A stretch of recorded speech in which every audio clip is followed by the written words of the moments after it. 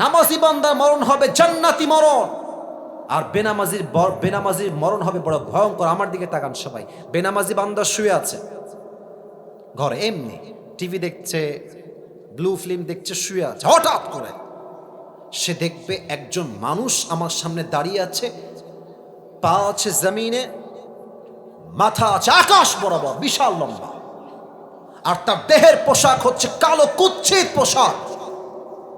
বেনামাজির সামনে মালাকুল মত এমন কুৎসিত চেহারা নিয়ে দাঁড়ায় যাবে, বেনামাজি যুবক, বেনামাজি মুরব্বী মালাকুল মতকে দেখার সাথে সাথে তার দেহে একটা কম্পাউন্ড তৈরি হয়ে যাবে, থর থর থর থর থর থর করে কাঁপবে। মালাকুল মত ডাক দিয়ে বলবে, ইয়া আইয়াতুহান নাফসুল খাবিসা উখরুজি ইলা গাদাবিল্লাহ, এ বেনামাজি বান্দা বের হয়ে আয়, বের হ। রুহুটা এখান থেকে বের হয়ে একবার ডান দিকে দৌড় দিবে, একবার বাম দিকে দৌড় দিবে, আর একবার পেছনের দিকে দৌড় দিবে। নামাজি বান্দার দিকে তো মালাকুল মত ভালোভাবে তাকাবে, বাট বেনামাজির রুহের দিকে মালাকুল মত বাম হাত দেখেন সবাই আমার, এমনি এক থাবা দিবে, এক থাবা দিয়ে তার রুহটাকে বুক থেকে এমন টেনে হিচে বের করবে। হাদিসে আসছে একটা জীবিত ছাগলকে জাবেহ না করে তার চামড়া কেউ যদি চাকু দিয়ে এমনি ছিঁড়ে ফেলে, ওই ছাগলটার যে পরিমাণ কষ্ট হয় তার চাইতে কমসে কম 70 গুণ বেশি কষ্ট দিয়ে বেনামাজির রুহুকে কবজ করা হবে। সকলেই দিল খুলে বলেন নাউজুবিল্লাহ। আল্লাহ, আল্লাহু আকবার, আল্লাহু আকবার, আল্লাহ। আমি দিল থেকে সবার জন্য দোয়া করি, আমার সঙ্গে আমিন বলবেন সবাই। আল্লাহ, আমাদের সবাইকে তুমি বেনামাজির এই আযাব থেকে বাঁচাই দিও। সকলেই দিল খুলে পড় আমিন। প্রিয় ভাইরা, রাতটা প্রায় 12টা বেজেই গেল। ওয়াজ কি আর একটু 5 মিনিট হবে না ইনশাআল্লাহ? আচ্ছা, আমি একটা জাস্ট ব্রেক চাই। একজন যুবককে চাই যার বউ নাই, দাঁড়িয়ে একবার বলবা লিল্লাহি তাকবীর। কে আছো বাঘের বাচ্চা, দাঁড়াও তো দেখি একবার। হ্যাঁ দাঁড়াও।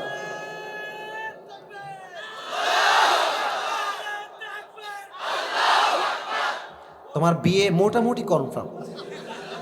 আচ্ছা, আরেকজন চাই একবার দিবে বাঘের মতো। কে আছে আরেকজন? হ্যাঁ,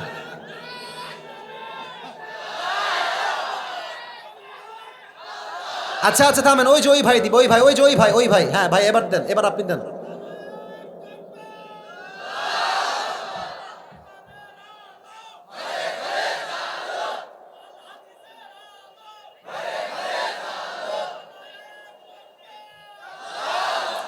আপনার 50 ভাগ কনফার্ম। বসেন। আপনারা সবাই আমার সে কাশি দেন একটা। শেষ তাকবীর দেন, লিল্লাহি তাকবীর। 4 নাম্বার হচ্ছে নামাজ, আর বাকি 3টা খুবই শর্টকাটে বলবো, কারণ 1.5 ঘন্টার বেশি আমি কথা বলবো না। জাস্ট 3টা বলছি। ইন্নাল হামদালিল্লাহি নাহমাদুহু ওয়া নাস্তাঈনুহু ওয়া নাস্তাগফিরুহু ওয়া নু'মিনু বিহি ওয়া নাতাওয়াক্কালু আলাইহি ওয়া নাউযু বিল্লাহি মিন শুরুরি আনফুসিনা ومن سيئات أعمالنا من يهده الله فلا مضل له ومن يضلل فلا هادي له أي فلن تجد له وليا مرشدا ونشهد أن لا إله إلا الله وحده لا شريك له هو الذي لا ضد له ولا ند له لا مثل له ولا مثيل له ولا كفيل له لا شبه له ولا شبيه له ولا ولد له ولا والد له وهو الواحد الفرد الصمد لم يلد ولم يولد ولم يكن له كفوا أحد ونشهد أن سيدنا ونبينا وحبيبنا وحبيب ربنا وطبيبنا وطبيب أرواحنا محمدا عبد الله ورسوله أرسله بالحق بشيرا ونذيرا وداعيا إلى الله بإذنه وسراجا وقمرا منيرا أما بعد فأعوذ بالله من الشيطان الرجيم بسم الله الرحمن الرحيم قد أفلح من زكاها وقد خاب من دساها وقال تعالى في كلامه المجيد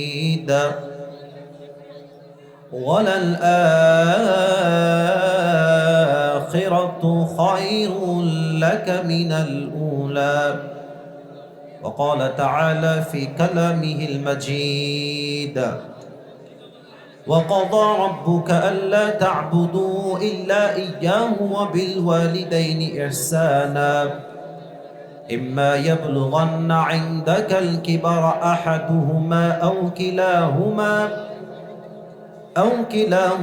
فلا تقل لهما أف ولا تنهرهما وقل لهما قولا كريما وقال تعالى في كلامه المجيد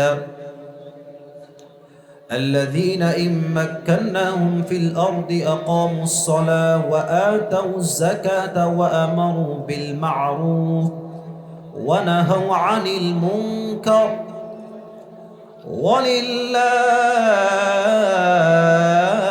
عاقبة الأمور وقال تعالى في كلامه المجيد يا أيها الذين آمنوا استعينوا بالصبر والصلاة إن الله مع الصابرين وقال تعالى في كلامه المجيد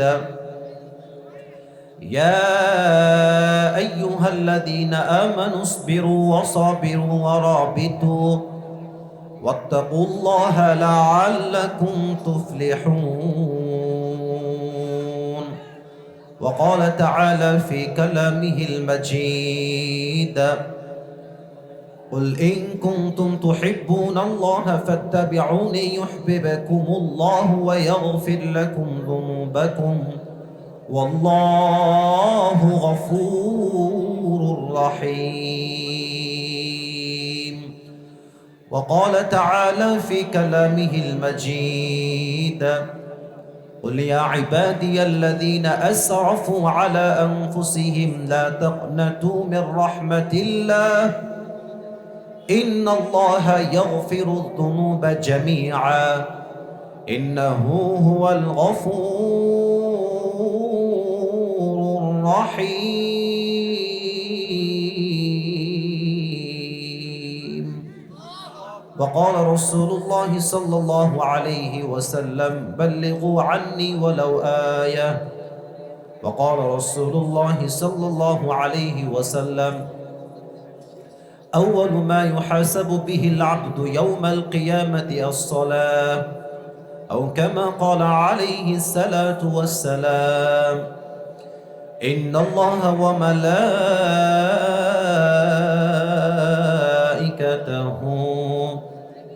يصلون على النبي يا أيها الذين آمنوا صلوا عليه وسلموا تسليما اللهم صل على محمد وعلى آل محمد كما صليت على إبراهيم وعلى آل إبراهيم إنك حميد مجيد أستغفر الله أستغفر الله আমার ঝিনাইদহের কালীগঞ্জের বলরামপুরের ভাইয়েরা কেমন আছেন আপনারা সবাই? আলহামদুলিল্লাহ, আল্লাহ তাআলার শুকরিয়া যে আল্লাহ তাআলা আমাদের সবাইকে এই দ্বীনের মজলিসে বসার সুযোগ দিয়েছেন। আমরা সকলেই জবান খুলে দিল খুলে সকলেই পড়ছি আলহামদুলিল্লাহ। আজকের এই প্রোগ্রাম বলরামপুর কিরাতুল কোরআন হাফিজিয়া মাদ্রাসার উদ্যোগে আয়োজিত। আজকের এই প্রোগ্রাম আমাদের 19শে ডিসেম্বর। আমাদের এই প্রোগ্রামে আমার পূর্বে কথা বলেছেন প্রিয় ভাই মাওলানা মেহেদি হাসান ফারুকি, আরও কথা বলেছেন মোহাম্মদ মিলন হুসাইন। যারাই কথা বলেছেন কোরআন থেকে হাফেজ থেকে কথা বলেছেন, আল্লাহ সকলের কথা অনুযায়ী আমাদের সবাইকে আমল করার তৌফিক দান করুক। আমরা সকলেই দিল খুলে পড়ছি আমিন। না, এটা দিল খুলে আমিন হয় নাই, আবার সবাই বলেন আমিন। আমাদের এই প্রোগ্রামে সভাপতি রয়েছেন আলহাজ মোহাম্মদ আকবর আলী লস্কর। উনি কি এসেছেন? ও, আমার বাম পাশে বসে আছেন মুরব্বী আব্বাজান, মাশাআল্লাহ। আল্লাহ তাআলা আমাদের সভাপতি সাহেবকে পরিপূর্ণ শেফায়ে আজলা কামিলা দান করুক, পরিপূর্ণ নেক হায়াত দান করুক। আমরা সকলেই মন খুলে পড়ছি আমিন। আমাদের মাহফিল পরিচালনা রয়েছেন আরিফিন উজ্জ্বল ভাইজান, আরো স্থানীয় ওলামা ইকরাম রয়েছেন। আরিফিন উজ্জ্বল ভাই কে? আপনি? মাশাআল্লাহ, আমার ডান পাশে বসে আছে আমার প্রিয় ভাই আরিফিন উজ্জ্বল ভাইকে আল্লাহ তাআলা ইসলামের একজন একনিষ্ঠ খাদেম হিসেবে, একনিষ্ঠ ইসলামের সৈনিক হিসেবে কবুল এবং মঞ্জুর করে নিক। আমরা সকলেই মন খুলে পড়ছি আমিন। আমি শুরু থেকেই দেখতে পাচ্ছি যে পরিবেশ অনেকটাই বিশৃঙ্খল। বাম থেকে ডান থেকে যে যার মতো চাচ্ছে কথা বলছে, চিল্লাচ্ছে। আমি চাইলে কাউন্টার দিতে পারতাম, চাইলে খুব বাজেভাবে ধমক দিতে পারতাম, বাট আমি ধমক দিই না। কারণ হচ্ছে আমি ভালোবাসি যুবক ভাইদেরকে, যুবক ভাইরা আমাকে ভালোবাসে যুবক ভাইরা। তো আমার জায়গা থেকে আমি কোনো রুড বিহেভ করতে চাই না, ধমক দিতে চাই না। তবে একটা কথা, তোমরা যারা এখানে আছো তোমরা একটু পেছনের দিকে বসে যাও, ওদের দেখতে সমস্যা হতে পারে। পেছনে যাও, হালকা পেছনে যেতে হবে। পেছনে কোনো জায়গায় নাই। হায় হায়, কত লোক বসেছেন আপনারা? আচ্ছা, মোটামুটি চেপে বসলে হবে। বক্সের পাশে বসলে সাউন্ড আসতে প্রবলেম হবে। তুমি হয় ফাঁকে যাও, নয় আমার পেছনে আসতে পারো, কারণ এখানে বক্স থেকে সাউন্ড আসতে আমার প্রবলেম ফেস হতে পারে। আচ্ছা, আর এই মোবাইলগুলো দেখতে কোনো সমস্যা হচ্ছে আপনাদের? হ্যাঁ, এটা সাইড করতে হবে, ওটা ওই সাইডে দাও না। যুবকদের দেখতে সমস্যা হলে এটা সহ্য করা যাবে না, সাইডে দিতে হবে। ওইটাও সাইডে দেন, ওইটাও সাইডে দেন। এটা জরুরি না, যুবকদের দেখাটা জরুরি। একটু সাইড না। আমি আপনাদের পক্ষে বলছি তা না, ব্যাপারটা হচ্ছে যে পুরো বছরে একটা দিন মাহফিল, আমি থাকবো মাত্র 1-1.5 ঘন্টা। যদি আপনি আমাকে দেখতেই না পারেন তো সারা জীবন আফসোস থেকে যাবে আজকে। তো আমি চাই না কোনো বিশৃঙ্খলা হোক, আমি চাই না আমাকে দেখতে কোনো অসুবিধা হোক। একদিন এসেছি, কবে আবার আসবো এ তো সির্ফ আল্লাহ কো মালুম হ্যাঁ।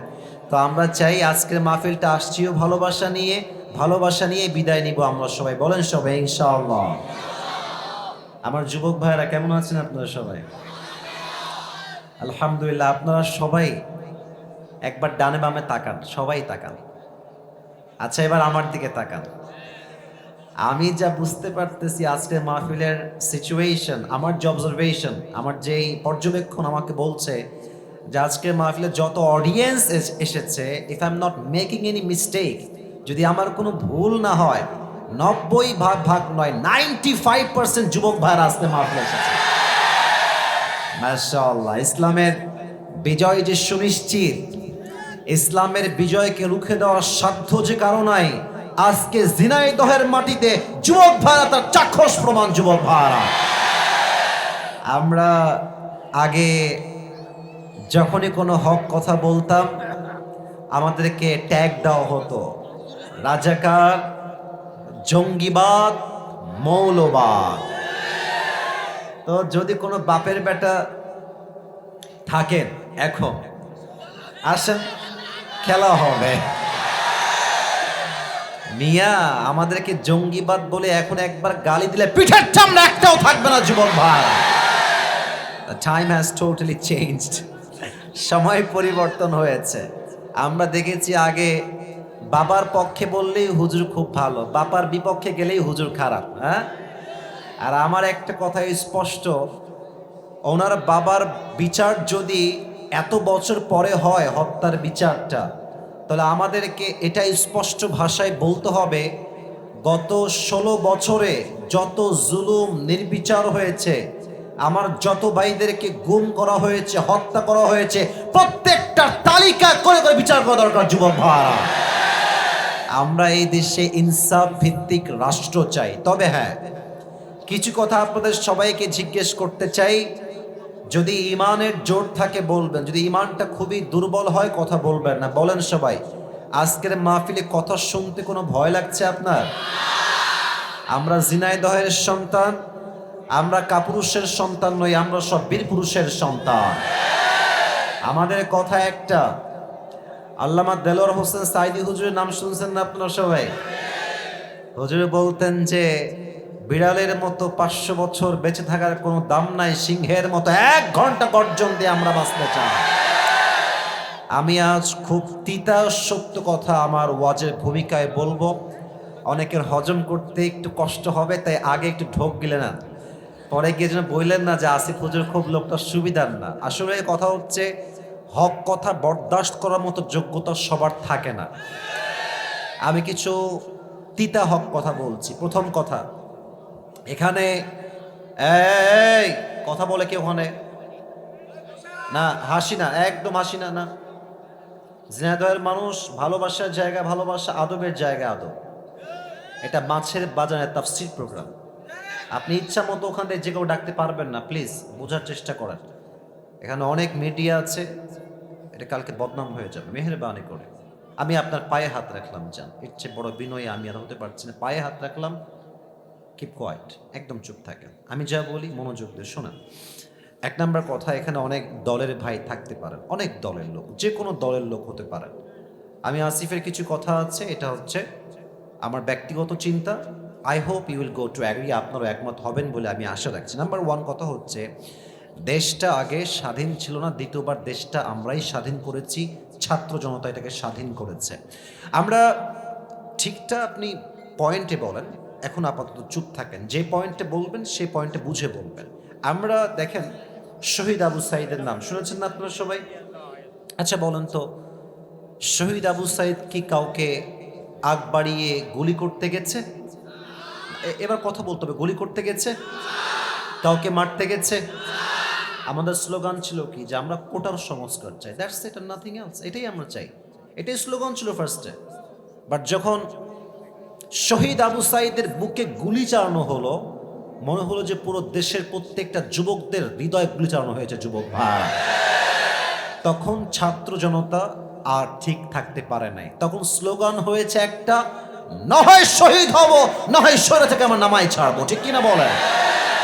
তো 1 নাম্বার যে কথাটা, সেটা হচ্ছে আগামীতে আবার একটা সরকার গঠন হবে। যদিও এখন একটা সরকার আছে আমরা জানি, বাট এটা সাময়িক, সামনে একটা ভোট হবে। আমি আসিফের চিন্তায় এটা আপনারা একমত হবেন বলে আমি আশা রাখছি। আগামীতে আমরা কোনো নারী নেতৃত্ব এই দেশে দেখতে চাই না। পেছনে কিছু ভাই ঠিক বলেন না, আপনারা কি দ্বিমত না একমত? আমরা কোনো নারীকে প্রধানমন্ত্রীর চেয়ারে দেখতে চাই না, আমরা পুরুষকে ক্ষমতায় দেখতে চাই। 1 নাম্বার কথা, নারী দেখতে চাই না। 2 নাম্বার কথা হচ্ছে, পুরুষ চাই ব্যাপারটা এরকম না, পুরুষ কোনটা চাই এটা আপনাকে বুঝতে হবে। আমরা কেমন পুরুষ ক্ষমতায় দেখতে চাই? আমরা এমন একজন পুরুষকে প্রাইম মিনিস্টার হিসেবে দেখতে চাই, যিনি প্রধানমন্ত্রীও হবেন এবং তার যোগ্যতা হবে এতটা হাইলি কোয়ালিফাইড, তিনি একই টাইমে প্রধানমন্ত্রীও হবেন এবং তার যোগ্যতা হবে এতটা হাইলি কোয়ালিফাইড যে তিনি একই টাইমে প্রধানমন্ত্রীর চেয়ার থেকে লিডও করবেন, আবার জাতীয় মসজিদ বাইতুল মুকাররমে দাঁড়িয়ে জুমার খুতবা দেওয়ার যোগ্যতাও রাখবেন।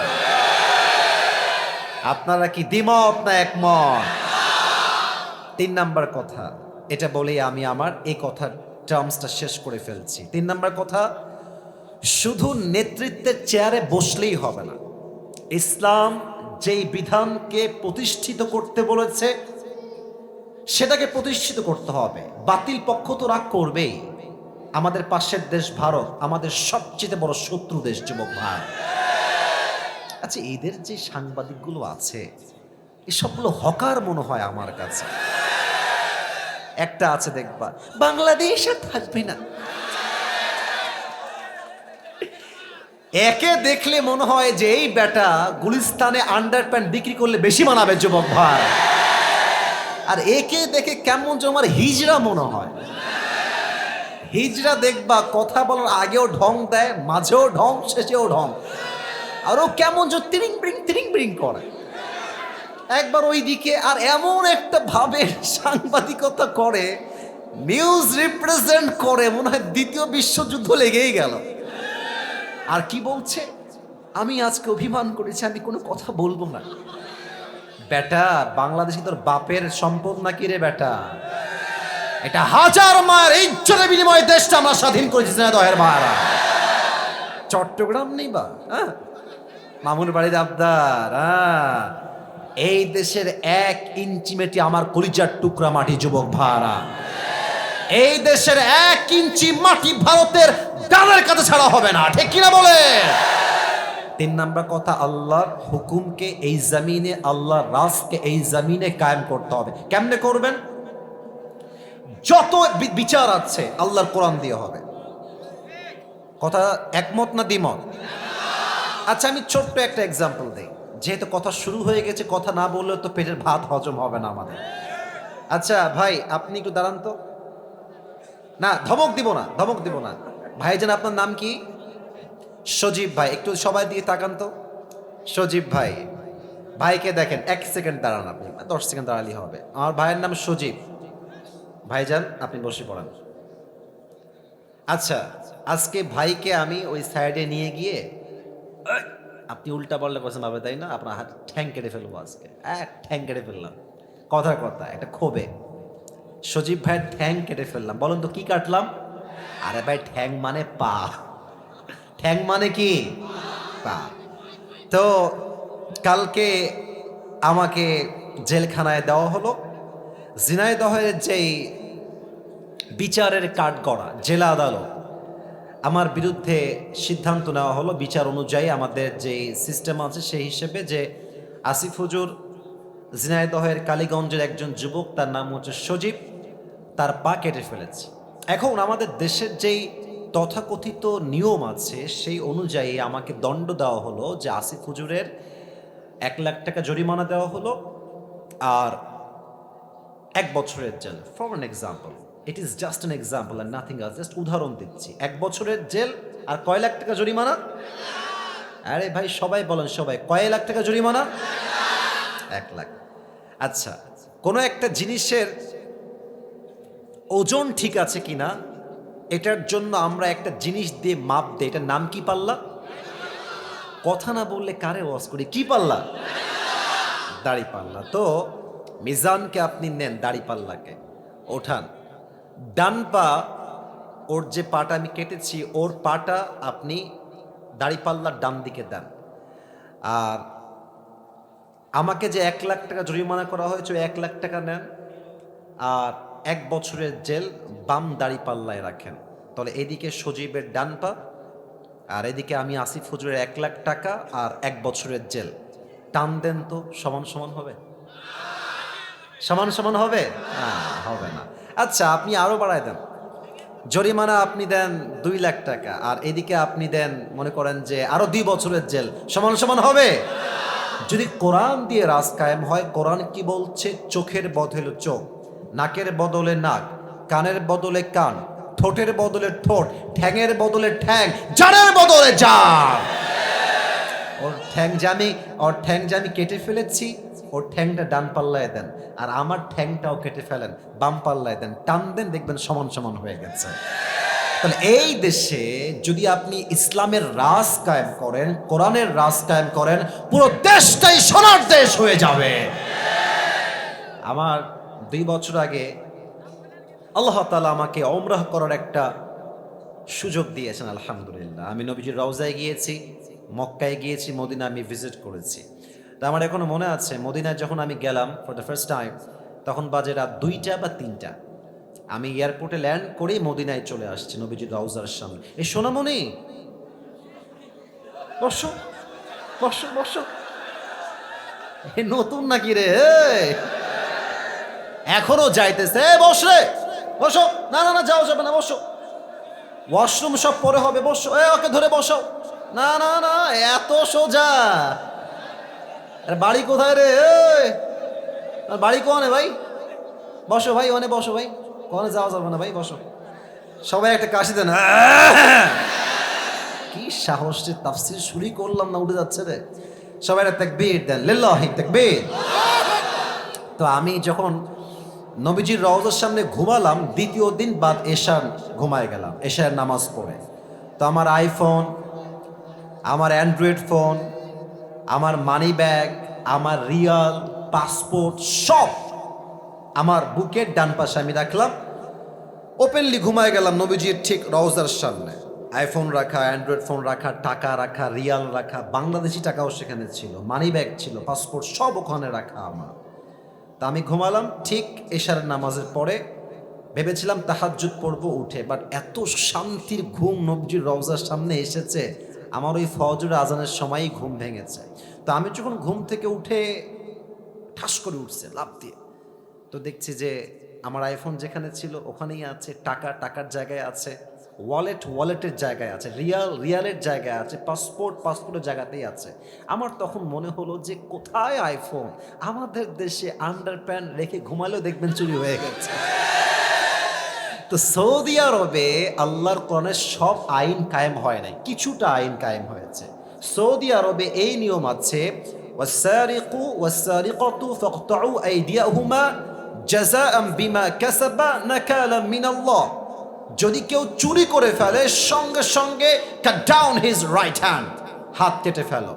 এই জন্য সৌদিতে অন্য পৃথিবীর প্রত্যেকটা দেশের চাইতে চুরির সংখ্যা কম, শান্তি বেশি। যুবক ভাইরা ঠিক কিনা বলো?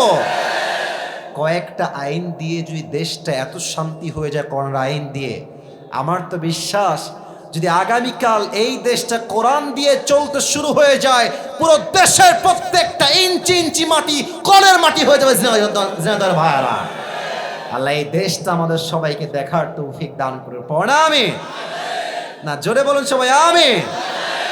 আচ্ছা, আপনাদের বউ আছে কার কার? একটু হাত তুলেন তো। আচ্ছা আচ্ছা আচ্ছা, হাত নামান, হাত নামান। আপনাদের বউ নাই, খুব কষ্টে আছেন কারা? একটু হাত তোলেন। আচ্ছা, আপনাদের কারো বউ নাই? আমি বিশ্বাস করি না, মিথ্যা না সত্যি? আয় রে আব্বা, বোঝে না রে যে ছেলের বিয়ের বয়স হয়ে গেছে। আমার মনে হয় যে এবার শীতকাল যুবকদেরকে বিয়ে দিয়ে একমাত্র শীত দূর করা সম্ভব হবে। যুবক ভাই, আমার আব্বা জানদেরকে পায়ে হাত রেখে বলছি, আব্বা জান, আপনি যদি আপনার ছেলেকে সঠিক সময়ে বিয়ে না দেন, আপনার ছেলে যত ঘাটে পানি খাবে প্রত্যেকটার দায়ভার কিয়ামতে আপনাকে বহন করতে হবে। আব্বা জান, আব্বা জানকে বলে কোনো লাভ নাই গো, সব দোষ বেশিরভাগ মেয়েদের। যুবক ভাই, তুমি মেয়েকে বিয়ে করবা, মেয়ে বলবে যে টাকা আছে, সরকারি চাকরি আছে তোমার। আর কিছু কিছু মেয়ে তো সরকারি চাকরি পাইলে টাকলার সঙ্গে বিয়ের পিড়িতে বসে যায়। আর পেশা হি সব কুছ হ্যায় মেরে দোস্ত। এখনকার মেয়েদের কাছে চরিত্রের চাইতে টাকাটা বেশি ম্যাটার করে। যুবক ভাই, বাসও খায় সেই লেভেলের। কারণ যেই চরিত্রহীন ছেলেকে আপনি টাকা দেখে বিয়ে করছেন, প্রিয় বোন আমার, উইথ ডিউ রেসপেক্ট বলছি, আমি আসিফ আপনাকে সম্মানের সঙ্গে বলছি, আপনি টাকা পাবেন, ঢাকার গুলশানে ফ্ল্যাট পাবেন, BMW পাবেন, রোলস রয়েলস পেতে পারেন, ডুপ্লেক্স ট্রিপ্লেক্স ফ্ল্যাট পেতে পারেন টাকার জন্য। বাট ওয়াল্লাহি বিয়ের পরে যে আত্মকেন্দ্রিক মনের একটা প্রশান্তি আছে, চরিত্রহীন ছেলের কাছে, বুইড়ার কাছে আপনি সুখ খুঁজে পাবেন না। আল্লাহ প্রত্যেকটা বোনদেরকে বোঝার তৌফিক দান করুন। সকলেই মন খুলে পড়েন আমিন। একটা কোরআন নিয়ে আসতে হবে, একটা কোরআন লাগবে আমার এখানে, খুবই ফাস্ট নিয়ে আসেন। আমরা 3টে তাকবীর দিব সবাই মিলে। প্রথম তাকবীর দিবেন আমার প্রিয় বিবাহিত ভাইয়েরা, দ্বিতীয় তাকবীর দিবেন আমার প্রিয় সিঙ্গেল ভাইরা। আমি দেখতে চাই হু ইজ মোর পাওয়ারফুল, কার শক্তি কত বেশি। বিবাহিত ভাইরা একটা কাশি দেন, স্লোগানে বেশি জোর পাইনি, আর একবার কাশি দেন বিবাহিত ভাইরা। দেখা যাক কারা পারে। বিবাহিত ভাইরা, it's time for the married people. বিবাহিত ভাইরা তাকবীর দেন সবাই, লিল্লাহি তাকবীর। মোটামুটি চলে, খুব বেশি একটা ভালো না। আচ্ছা, এবার সিঙ্গেল ভাইয়ের একটা কাশি দাও। ওরে বাবা রে, এবার দেখা যাক কে পারে। বিবাহিত ভাইরা চুপ থাকবেন, সিঙ্গেলদের পালা এবার। লিল্লাহি তাকবীর।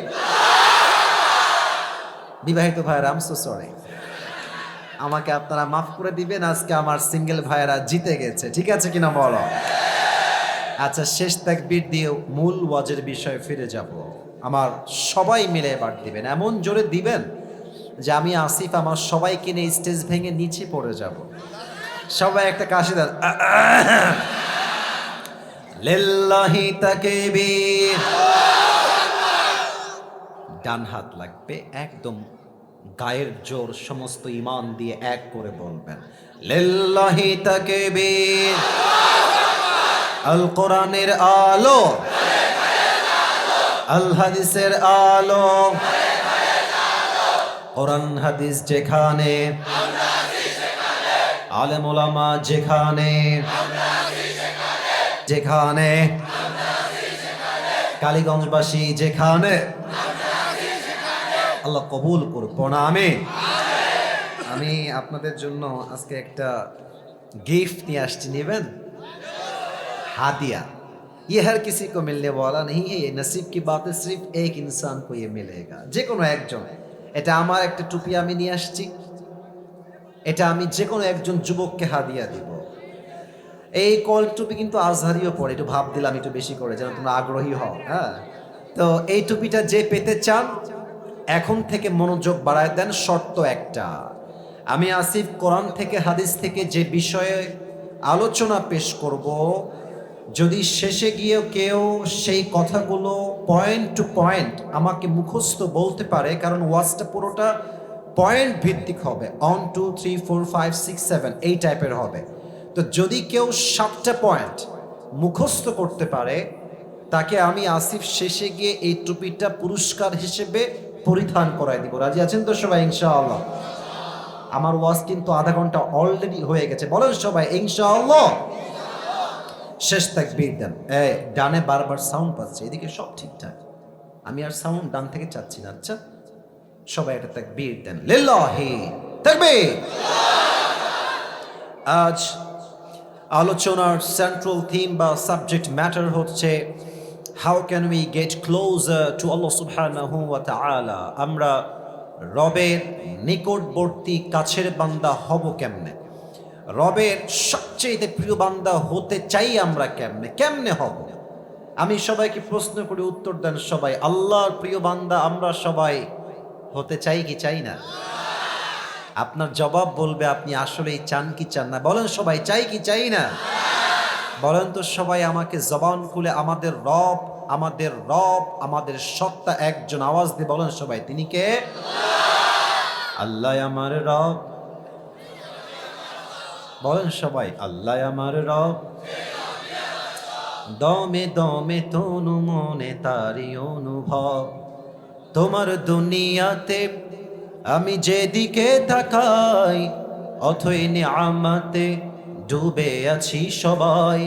পাখ পাখালির কণ্ঠে শুনি তসবি কল রব, তসবি কল রব। আল্লাহ আমার রব, এই রবই আমার সব। রবকে আপনারা সবাই পাকিস্তানের একজন টপ ফেমাস স্কলার, তার নাম হচ্ছে মাওলানা তারিক জামিল। অনেকে আপনারা দেখেছেন, তাকে আপনারা শুনেছেন।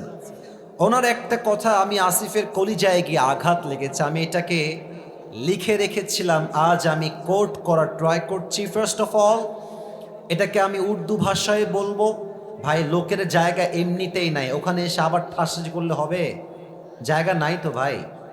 দাঁড়ায় থাকতে পারলে দাঁড়ায় থাকেন, নয় আবার গ্যাদারিং হবে। মেহেরবানি করে সবাই আমার চোখে চোখ রাখেন। মাওলানা তারিক জামিল হচ্ছে একজন top famous scholar, he is from Pakistan. উনি রবকে পাওয়ার ব্যাপারে ছোট্ট একটা বাক্য বলেছেন। আমি জাস্ট সেই বাক্যটা প্রথমে উর্দুতে কোট করছি, then I will translate in Bangla and then আমি বাংলায় তর্জমা করব। মাওলানা তারিক জামিল বলেন,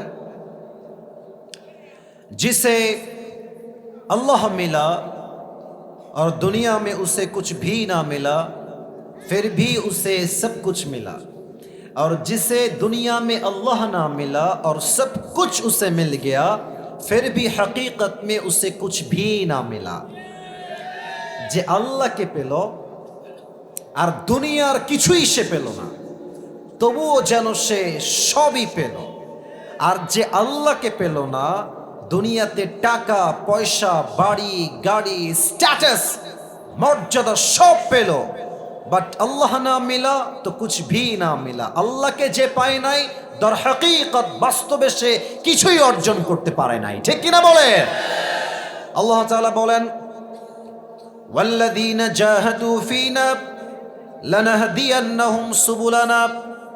সূরাতুল আনকাবুতের সর্বশেষ আয়াত 21 নম্বর পারা 3 নম্বর পৃষ্ঠায় আল্লাহ তাআলা বলছেন, যেই বান্দা আমি আল্লাহ রাব্বুল আলামিনকে পাওয়ার জন্য চেষ্টা করে, যেই বান্দা আমাকে পাওয়ার জন্য এক রাস্তা দিয়ে দৌড়ায়, আমি আল্লাহ রাব্বুল আলামিন আমাকে পাওয়ার জন্য তার জন্য অসংখ্য অগণিত রাস্তা খুলে দেই। কোন সুবহানাল্লাহ। আল্লাহ নিজেই আপনার জন্য রাস্তা খুলে দিবে।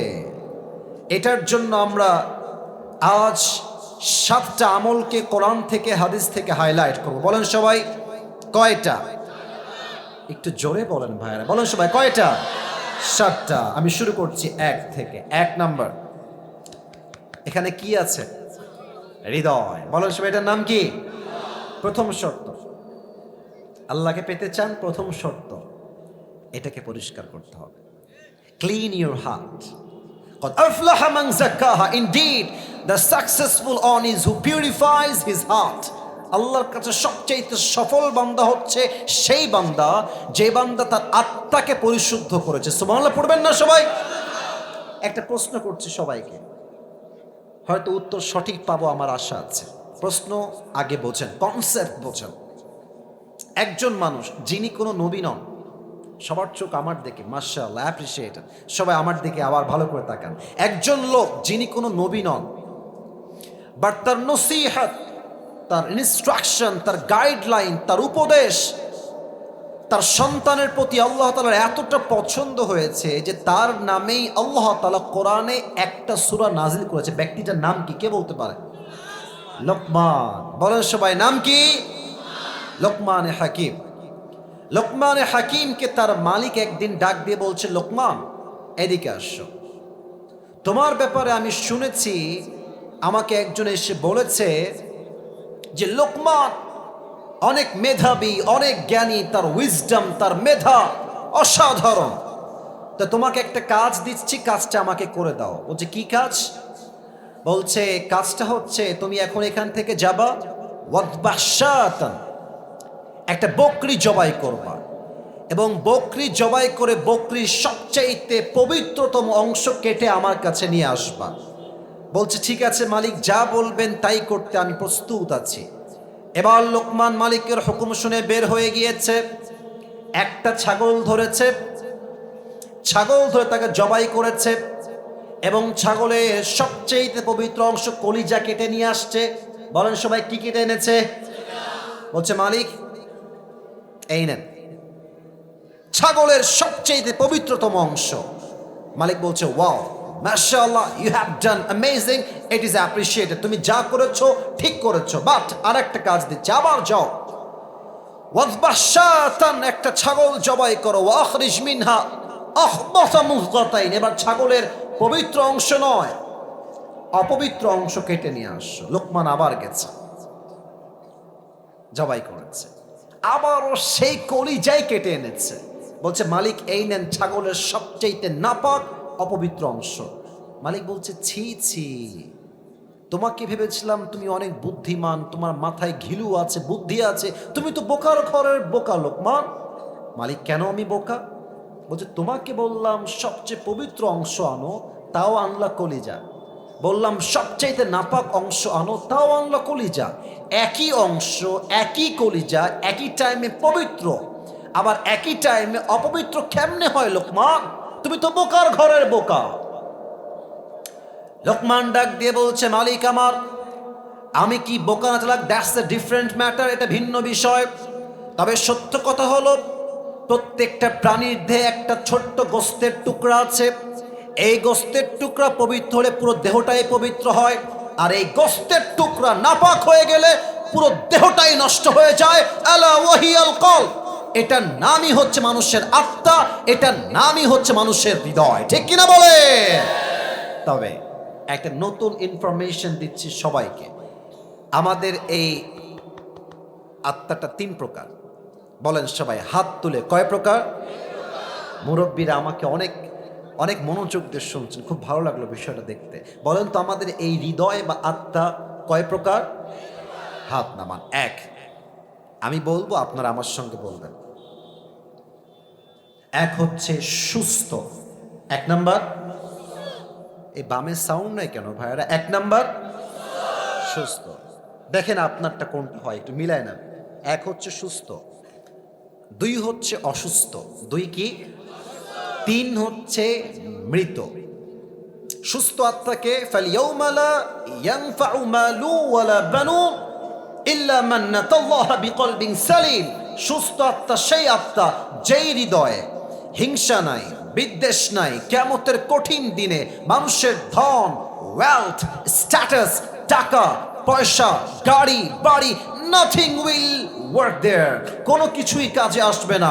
ইল্লা মান আতাল্লাহা বিকলবিন সালিম, যার আত্মা পরিশুদ্ধ হবে আল্লাহ তাকে নিজেই জান্নাতের ঘোষণা দিবে। সুবহানাল্লাহ পড়েন। This is called wealthy heart, সুস্থ হৃদয়, অ্যাক্টিভ হৃদয়, সুস্থ আত্মা। নাম্বার 2, এটা বুঝতে গেলে আপনাকে একটা এক্সাম্পল দেওয়া লাগবে। আচ্ছা, আমরা যে আজকে বসে আছি, আজকে কয় তারিখ? কথা বলো সবাই, আজকে কয় তারিখ? আচ্ছা, আর একটা উত্তর সবাই জানেন, সবাই জানেন, এটা 2023 সাল না 24 সাল? 24 সাল। আচ্ছা, আপনাদের ঝিনাইদহে মেডিকেল আছে না? আরে ভাই কথা না বললে তো ওয়াজ হয় না। মেডিকেল আছে না? হসপিটাল আছে না? ক্লিনিক আছে না? ডাক্তারের চেম্বার আছে না? আচ্ছা, আপনাদের সবাইকে আজ আমি নিয়ে যেতে চাই 100 years ago back, 100 বছর আগে, 1924 সাল। কত বছর আগে? 100 বছর আগে। ভাবেন তো 100 বছর আগে এখন যে মেডিকেল আছে, কলেজ আছে, হসপিটাল আছে, আগে কি এরকম মেডিকেল কলেজ হসপিটাল ছিল যুবক ভাইয়েরা? না। তখন কি ছিল আমার মুরব্বীরা ভালো বুঝবেন। তখন ছিল কবিরাজ, কিংবা আমরা এটাকে বলি ওঝা। কবিরাজ কিংবা ওঝা। তো মনে করেন যে একজন যুবককে সাপে কেটেছে, এখন সেই যুবকটা কবিরাজের কাছে আসছে, এসে বলছে স্যার আমাকে সাপে দংশন করেছে। এখন তখন তো কোনো মেশিন ছিল না যে কোন সাপ কি বিষ চেক করবে কেমনে। তো ওঝা এটাকে বোঝার জন্য, কেমনে বোঝা এটা আপনাকে, আচ্ছা আমি টুপিটাই নিলাম, যান একটা বাটি নিতেন, বাটিতে মরিচ বাটতেন, লবণ বাটতেন, মরিচ এক পাশে লবণ এক পাশে, বলতো এই এদিকে আসো, বলো তোমার জিহ্বাটা বের করো। জিহ্বাটা বের করতো, লবণটা দিত, মরিচটা দিত তার জিহ্বার উপরে, বলতো হাউ ইট টেস্ট, এটা স্বাদ কেমন আমাকে বলো। তো সাপে দংশিত যুবক বা মুরব্বী যদি বলতো যে স্যার আমার কাছে স্বাদটা কেমন যেন, ঝালটা মরিচটা পাইনসা পাইনসা লাগে, তখন ওঝা বুঝে ফেলতেন যে এটা কোনো নর্মাল সাপ নয়, ধরা সাপ নয়, এটা বিষাক্ত সাপের ছোবল লেগেছে। কেমনে বুঝতো? কারণ সাপ যখন তার বিষ দিয়ে দংশন করে মানুষের দেহের প্রথম ক্ষতি কি হয়? জিহ্বার স্বাদ মরে যায়। তখন ঝালও পানসা মনে হয়, মিষ্টিও পানসা লাগে, কোনো কিছু স্বাদ তার বুঝে আসে না।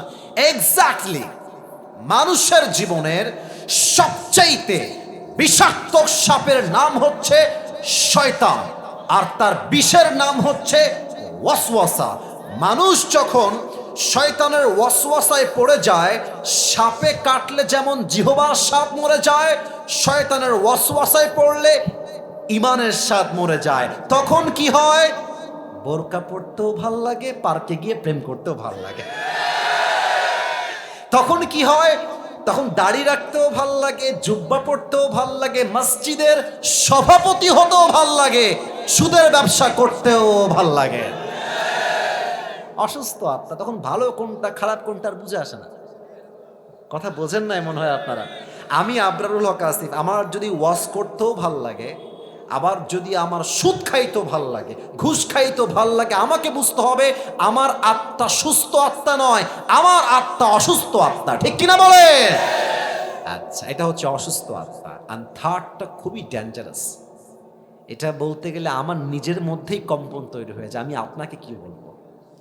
কারণ এটা আসলে আমি আসিফের কথা হলে আপনি ভয় পেতেন না যে আসিফ হুজুর বলছে, এটা মিথ্যাও হতে পারে, not a big deal, let's take it out, বাদ এটা। কিন্তু আমার কথা না, যে এটা তো আল্লাহর কথা, এটা তো আমার কথা না, এটা আল্লাহর কথা। আল্লাহ বলছে যাদের হৃদয় মরে গেছে, অসুস্থ নয়, মৃত আত্মা, এরা কারা? আল্লাহ বলছেন উলাইকা কাল আনআম।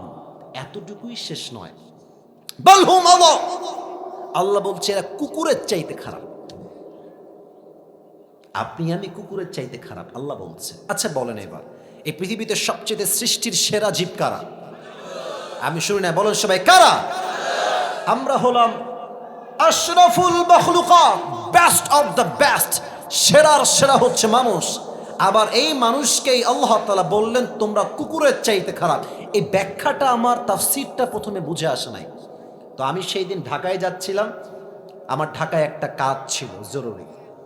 তো আমি এমনি গাড়িতে শুয়েছিলাম, এমনি হেলান দিয়ে বসে আছি, ইউটিউবে ঢুকলাম যে দেখি ইউটিউবে কি পাওয়া যায়। হঠাৎ করে আমার সামনে একটা ওয়াজ আসলো, লেখা ছিল ময়মনসিংহের মাটিতে সাইদি হুজুরের তাফসীর। ভাবলাম যে কি করব, বসে বসে সাইদি সাহেবের তাফসীরটা শুনি। তো তিনি এই আয়াতের একটা চমৎকার ব্যাখ্যা দিলেন, আমি জাস্ট আয়াতের ব্যাখ্যাটা কোট করছি। উনি বললেন, দেখেন তো এখন বাজে রাত 11:30, মনে করেন আমি 10:30-এ ওয়াজ শুরু করেছি। তো যখন 12টা বাজবে আপনি বাসায় যাবেন, এই যে আপনাদের গলিগুলো আছে, এই রাস্তায় কিছু কুকুর থাকে না? কথা বলে, কিছু কুকুর থাকে না? একা গেলে বুঝবেন যে বাস কারে কয়। আমি দেখেছি একা থাকলে কুকুরদের ভাবই বেড়ে যায় আলাদা, এমন একটা ভাব মনে খেয়েই ফেলবে আমাকে। ঠিক কিনা বলেন? তো দেখেন আমার 2 হাত, দেখেন আমার এটা হচ্ছে লাইট, এই যে রড বাল্ব দেওয়া আছে লাইট, আর আমি আছি এখান থেকে আরো 10 হাত পেছনে। ভাই আমার কথা একটু বুঝে শোনেন, আপনাকে ঠিক বেঠিক বলতে হবে না, আপনি আমার কথা বোঝেন। I think that is most important, এটা বুঝলেই হবে। এটা হচ্ছে লাইট, আমার চেহারা এখন দেখা যায়। আমি যদি 10 হাত পেছনে অন্ধকারে চলে যাই, আমার চেহারা কি দেখা যাবে? দেখা যাবে। রাত বাজে 1টা, আমি আসিফের একটা কুকুর আছে, তার নাম হচ্ছে টমি। তার নাম কি? খুব বুঝবেন।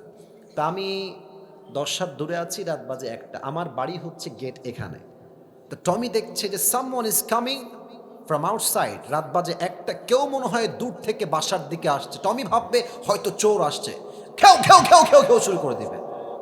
আমি কিন্তু মালিক, সে ভেবেছে চোর, কেন? অন্ধকার। বাট আমি যখন আসিফ আস্তে আস্তে হাঁটতে হাঁটতে হাঁটতে লাইটের নিচে আসব, আমার চেহারা ক্লিন হয়ে যাবে, দেখা যাবে। দেখবেন খেয়াল করে, কুকুর মালিককে দেখার পরেই সাউন্ডটা ডাউন হয়ে যায়, আর সামনে এসে সে তার মাথাকে ঝুঁকিয়ে মালিকের পায়ের কাছে নত করে সে তার ভাষায় বলে, I am extremely sorry sir, আমি আপনাকে আসলে প্রথমে চিনতে পারি নাই। কথা ঠিক আছে কিনা বলে? এবার বলেন, এই যে কুকুরটা এত নত, এতটা আনুগত্যশীল কেন?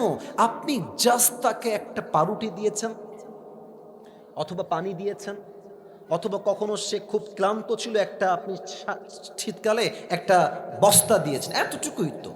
আপনি তো কুকুরকে BMW দেন নাই, আপনি তো কুকুরের বিয়ে দেন নাই, ওকে তো বাড়ির ভেতরে এসে জায়গা দেন না, জাস্ট একটা পাউরুটির জন্য। একটা পাউরুটি দিবেন, নদীতে লাফ দিবেন, দেখবেন কুকুর একটা পাউরুটির জন্য এত কৃতজ্ঞ হয়ে যায়, মালিক নদীতে ঝাঁপ দিলে কুকুর নদীতে ঝাঁপ দিতে বাধ্য হয়ে যায়। যুবক ভাইরা, ঠিক কিনা বলো? আল্লাহ বলছেন, ইস রে, একটা কুকুর সামান্য এক একটা টুকরা পাউরুটি পেয়ে মালিককে কি চিনা চিনলো, পিছাই ছাড়লো না। আর তোকে আমি আল্লাহ নাক দিলাম, চোখ দিলাম, কান দিলাম, ঠোঁট দিলাম, অক্সিজেন দিলাম, শ্বাস দিলাম, বউ দিলাম, বাচ্চা দিলাম, সম্মান দিলাম, টাকা দিলাম, বাড়ি দিলাম, গাড়ি দিলাম, সব আমি দিলাম। আর এই মানুষ নিমক হারাম সব চিনলো, টাকা চিনলো, বাড়ি চিনলো, বউ চিনলো, মা চিনলো, বাপ চিনলো, স্ট্যাটাস চিনলো, সম্মান চিনলো, এডুকেশন সব চিনলো, বাট যে মালিক তাকে এত কিছু দিল সে মালিককে সে চিনতে পারলো না। কুকুর একটা পাউরুটি পেয়ে মালিককে চিনতে ভুল করে নাই, আর মানুষ এত কিছু পেয়েও মালিককে চিনতে পারে নাই। আল্লাহ বলছেন এই মানুষ কুকুরের চাইতে নিকৃষ্ট হয়ে গিয়েছে। ঠিক কিনা বলো? দেখেছেন আল্লাহর কথার গভীরতা কত বেশি। আল্লাহ এমনি বলেন না যে আমরা কুকুর খারাপ, আল্লাহ এমনি বলেন না, আল্লাহ বুঝেই বলেছেন। তবে হ্যাঁ, একদিন আপনি ভালো হয়ে যাবেন। একটা কথা মনে পড়ে গেল যে আউট অফ কোরআন এন্ড হাদিস বলা যাবে? কথা কি বলা যাবে না? এটা কিন্তু কোনো আয়াতের ব্যাখ্যা না, আমি জাস্ট বোঝাবার স্বার্থে বলছি। এই দেখেন যুবক যেগুলো বসে আছে না, অনেকগুলো যুবক এখানে আছে, দেখেন বলবেন এই চল নামাজে চল, দেখবেন একটা কমন ডায়লগ যুবকরা দেয়, প্যান্ট খারাপ। আসলে প্যান্ট না, ওর চরিত্রই খারাপ। তো এরা নামাজি কবে হবে? দেখবেন যখন মুরব্বী হয়ে যাবে। অনেক মুরব্বী দেখবেন যুবক বেলায় বদমাইশের বদমাইশ, বাট বড় হয়ে গেলে, মুরব্বী হয়ে গেলে হজ করে এসে আল্লাহওয়ালা হয়ে যায়। এরকম লোক আছে না বাংলাদেশে? তো তোমরা যে ঠিক হবে একটা বোঝাবার সাথে এক্সাম্পল দিচ্ছি। ওই এক ব্যাঙে আর এক সাপে ছিল খুব গলায় গলায় বন্ধুত্ব। তো একদিন ব্যাঙ সাপকে বলছে যে বন্ধু, তোমার যে চেহারা জাস্ট ওয়াও, এত সুন্দর চেহারা, আর তোমার যে গায়ের রং ব্ল্যাক কালার জাস্ট ওয়াও, আর তুমি যখন এমনি ফনা তুলো, ফস ফস ফস ফস করো, just looking like a wow, অসাধারণ বন্ধু। তো সাপ বলছে কিরে, আমি কি সত্যি এত সুন্দর না? কিরে, লজ্জায় মাথা নত হয়ে গেছে, খুব লজ্জা পাচ্ছে, খুব খুশি হয়েছে সাপটা ব্যাঙের মুখে এত প্রশংসা। তো ব্যাঙ প্রশংসা করতে করতে বলছে যে বন্ধু সবই ঠিকঠাক আছে, তবে তোমার একটা বিষয় আমার মোটেও ভালো লাগে না। সাপ বলছে কিরে, কোন বিষয়? বলছে বন্ধু তোমার চেহারাও সুন্দর, রঙও সুন্দর, ফসফসও ঠিকঠাক আছে, বাট যখন তুমি রাস্তা দিয়ে হাঁটো সোজা হয় না, তিরিং বিরিং করে হাঁটো, এটা ভালো লাগে না। তো সাপ বলছে বেয়াদব, তোর এত বড় সাহস, তুই আমার ভুল ধরিস? এমনি ফস করে উঠছে। এখন ব্যাঙ বলছে ও বাবা, এত প্রশংসা করলাম, একটাও গায়ে লাগলো না, একটা বদনাম করলাম গায়ে লেগে গেল। বন্ধু তুমি তো লোক বেশি সুবিধার না গো। এক লাফ দিয়ে পড়ছে পুকুরে। আর সাপ যে ফস করে উঠেছে, পাশে ছিল এক রাখাল। রাখাল কয় কিডারে, ওখানে কিডারে, দৌড় দিয়ে আসছে, দেখছে মাশাআল্লাহ সাপ মামা এমনি আছে। আর রাখালের হাতে ছিল বিশাল লম্বা একটা লাঠি, বিসমিল্লাহ বলে ওখানেই শুরু মার। এমন মার দিয়েছে 5 মিনিটে সাপ সোজা হয়ে গেছে। এখন 2 ঘন্টা হয়ে যায়, সাপের কোনো ফসফস নাই। ব্যাঙ বলে কি ব্যাপার বন্ধু আমার, কই গেল, ফসফস নাই কেন? উঠে আসছে, বন্ধু কোথায়? এসেই দেখছে বন্ধু তো আর বেকা নাই, বন্ধু সোজা হয়ে গেছে। আরে আমার বন্ধু সোজা হইল কেমনে? দৌড় দিয়ে কাছে গেছে, দেখছে বন্ধু আর জিন্দা নাই, বন্ধু মরে ফেনা মেনা বিষ সব বের হয়ে গেছে। এবার ব্যাঙ বলছে বন্ধু আপনি সেই সোজা হইলেন, তবে ফেনা থাকতে আর সোজা হইতে পারলেন না, ফেনা বের হয়ে সোজা হইলেন। তো যুবকরা একদিন নামাজি হবে, একদিন দিন কায়েমের আন্দোলন করবে যুবক ভাইরা, তবে সময় থাকতে নয়, অসময় যখন তোমার বুঝ আসবে ওই সময় বুঝতে কোনো কাজ হবে না। ঠিক কিনা বলো? This is the right time. ভালো হতে চাইলে এখনই ভালো হয়ে যাও। যুবক বয়সে যে ভালো, সে আল্লাহর সবচেয়ে কাছের প্রিয় বান্দা হয়ে যায়। সুবহানাল্লাহ। তাহলে 1 নাম্বার, সবাই ডান হাতটা এখানে দেন, সবাই দাঁড়ায় থাকা ভাইরাও দেন। 1 নাম্বার আমলটাকে মুখস্থ করেন। 1 নাম্বার আমল, আমি জাস্ট জিজ্ঞেস করবো, আপনার এক শব্দ উত্তর দিবেন। 1 নাম্বার আমল, কিসের শুদ্ধি লাগবে? আত্মা। বলেন সবাই, কিসের শুদ্ধি লাগবে? 1 নাম্বার কি কথা বোঝা গেছে নাকি যায় নাই? এবার হাত নামান। আরো যে 6টা আছে, রাত যে প্রায় 11:30 বেজেই গেল, ওয়াজ কি আর করা যাবে না? আপনার কি 12টার পরে ওয়াজ শুনবেন না ইনশাআল্লাহ আজকে? আরে কিসের 12টা? আমার তো 1.5 ঘন্টা আমার বিশ্বাস না। আমার বিশ্বাস যদি আজকে সারা রাতও মাহফিল হয়, প্রত্যেকটা যুবক মুরব্বী ওয়াজ শেষ করে ফজরের নামাজটা পড়ে তারপরে ঘুমাবে যুবক ভাড়া, ঠিক কিনা বলো?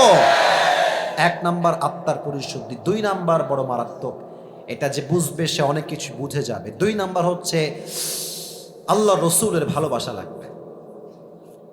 আল্লাহ রসুলের ভালোবাসা যার মাঝে নাই তাকে দিয়ে কোনো দিনও আল্লাহকে পাওয়া সম্ভব নয়। মনে করেন আমার একটা ছেলে আছে, তার নাম হচ্ছে তৌসিফ। কেউ তাকে একটা লাথি মারলো আমার সামনে, আমি কি তাকে আর ভালোবাসতে পারবো? কথা কোন ভালোবাসতে পারবো? আমাকে ভালোবাসতে হলে আমার বউকে সম্মান করতে হবে, বাপ মাকে সম্মান করতে হবে, ছেলেকেও সম্মান করতে হবে।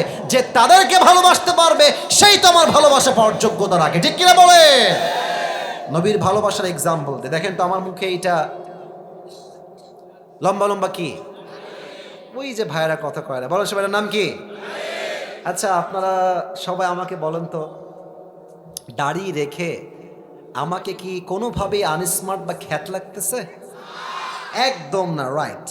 কিছু মেয়ে দেখবা যে দাড়ি দেখলে একটু চুলকায়, বলে যে এটা আমার বিয়ে করা যাবে না। দেখবা এদের দাড়িওয়ালা পছন্দ হয় না, গাঞ্জাখোর পছন্দ হয় যুবক ভাই। তোমার হৃদয়ে নবীর ভালোবাসা আছে, তুমি স্পষ্ট ভাষায় বলবা ঝিনাইদহের সন্তান আমরা, এক কথার মানুষ আমরা, 2 কথা জবান দিয়ে বের হবে না, ঠিক কিনা বলে? তোমার কথা হবে একটা, যেই মেয়ে আমাকে নবীর সুন্নাহের দাড়ি রেখে বিয়ে করতে চায় না, স্পষ্ট ভাষায় কথা, সেই মেয়ে আমার বউ হওয়ার যোগ্যতাই রাখে না।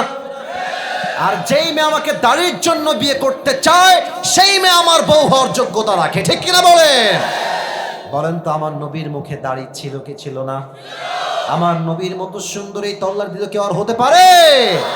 চাঁদের চেয়ে সুন্দর তুমি নবী আমার কামলিহিওয়ালা, দো জাহানের বাদশা তুমি প্যারা নবী সাল্লে আলা, দো জাহানের বাদশা তুমি প্যারা নবী সাল্লে আলা, চাঁদের চেয়ে সুন্দর তুমি নবী আমার কামলিহিওয়ালা। সুবহানাল্লাহ পড়বেন না?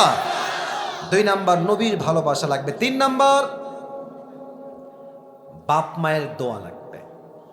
অনেক যুবক ভাবে গার্লফ্রেন্ড আমার আপন বেটা, জায়গা মতো বাস খাইলে বুঝবা আপন কারে কয়।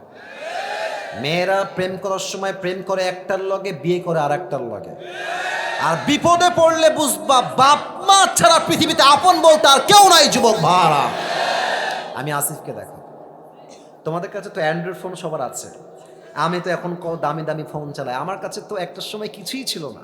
তা আমার একটা কথা মনেই পড়ে গেল, বলবো মুরব্বী আব্বাজান, বলা যাবে? আচ্ছা আমার বয়স যখন মেবি এই কত হবে, 16, 17, 18, এক্স্যাক্টলি লাইক দ্যাট। তো আমার অ্যান্ড্রয়েড ফোন খুব পছন্দ ছিল। আরে যুবক মানুষ তো বদমাইশ তো করতে মন চাইবে, খুবই স্বাভাবিক। তো আমার আব্বা আমাকে বলেছে, আসিফ একদম খবরদার আব্বা ভুলেও ফোন চালাবো না, তুমি বড় হও, তুমি বড় ইসলামিক স্কলার হয়ে যাও, তুমি মাস্টার্স কমপ্লিট করে ফেলো, তোমাকে আমি আব্বাই ফোন কিনে দেবো। এটা আমার মুরব্বীরা ভালো বুঝবেন, আমি জানি মুরব্বীরা ভালো বুঝবে কথাটা। তো আমি ভাবছি যে তোমার কথা আমি শুনি, খালি টাকাটা হোক আমার। তো আব্বা আমাকে মাসিক খরচ দেয়, প্রত্যেক মাসে 500, 1000 যা হয় দেয়। তা আমি টাকাগুলো বাঁচিয়ে বাঁচিয়ে বাঁচিয়ে বাঁচিয়ে কোনো মতে মেবি এটার দাম 6 থেকে 7 হাজার টাকা হবে এরকমই, খুব লোকন মানে লুকায় লুকায় কোনো মতে কিনে রেখে দিয়েছি। মোটামুটি 1 মাস চালিয়েছি। কে যেন বদমাইশ করে বাপের কানে দিয়ে দিয়েছে যে আসিফ কিন্তু মোবাইল কিনেছে। তা আমি বাসায় আসছি, আব্বা বলছে, আসিফ আব্বু এদিকে আসো। কি হয়েছে? যে তুমি নাকি মোবাইল কিনেছো? বলছি আরে না, কে বললো তোমাকে আমি মোবাইল কিনে? আব্বা আমি কিন্তু শুনছি, আমার বাপ কিন্তু খুলনার লোক, আমিও খুলনার লোক, আমার সবার জন্ম খুলনায়। বলছে আব্বা তুমি কেনছো? আমি কিন্তু শুনছি। কোহানে দাও, আমার বাড়ি করে দাও। আব্বা আমি কিনি নাই, এই মিথ্যা কথা তোমার কিটা কইছে, আমি কিনি নাই। আবার বলছে আমি জানি কিনেছো, বের করো। আমি বলছি আমি এই ফোন তোমাকে দিব না। বিশ্বাস করো না, আমার বয়স প্রায় 25+, প্রায় 30-এর কাছাকাছি। আমার আব্বা জীবনে আমাকে কোনোদিনও মারে নাই, কোনোদিনও একটা এমনেও করে নাই। এমনে করে না, এমনে করে নাই। আব্বা বলছে আব্বা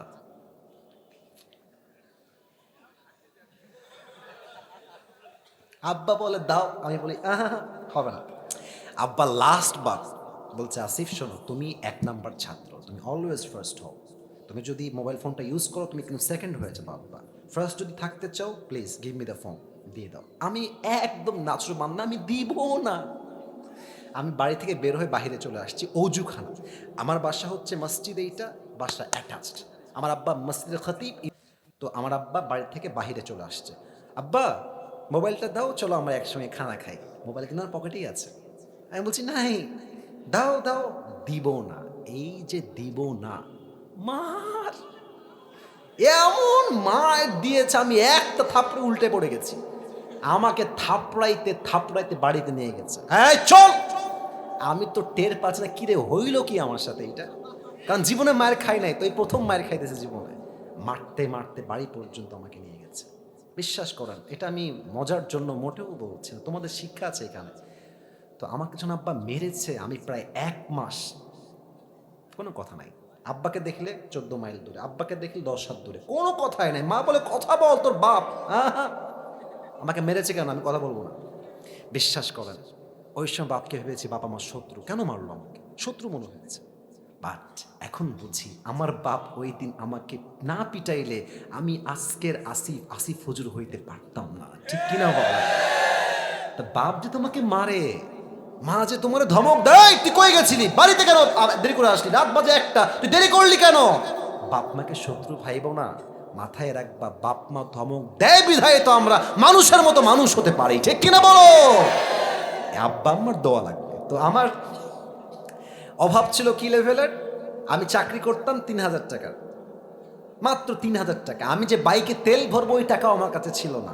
আমার আব্বার দোয়ার বদৌলতে আল্লাহ তাআলা আমাকে এত সামর্থ্য দিয়েছে, এতটা বরকত দিয়েছে, যে বরকত দ্বারা স্পষ্ট প্রমাণ বাপ মার দোয়া যার সঙ্গে আছে তাকে কেউ রুখে দেওয়ার সাধ্য রাখে না, ঠিক কিনা বলে? বাপ মায়ের দোয়া, রিদাউর রব্বি ফি রিদাইল ওয়ালিদাইন ওয়া সাখতুর রব্বি ফি সাখতিল ওয়ালিদাইন। আব্বা আম্মা খুশি, আল্লাহ খুশি। আব্বা আম্মা নারাজ, আল্লাহও নারাজ। সুবহানাল্লাহ পড়বেন না আপনারা সবাই? আব্বা আম্মার দোয়া লাগবে। 4, দ্যাট ইজ মোস্ট ইম্পর্টেন্ট। 4 হচ্ছে নামাজ লাগবে।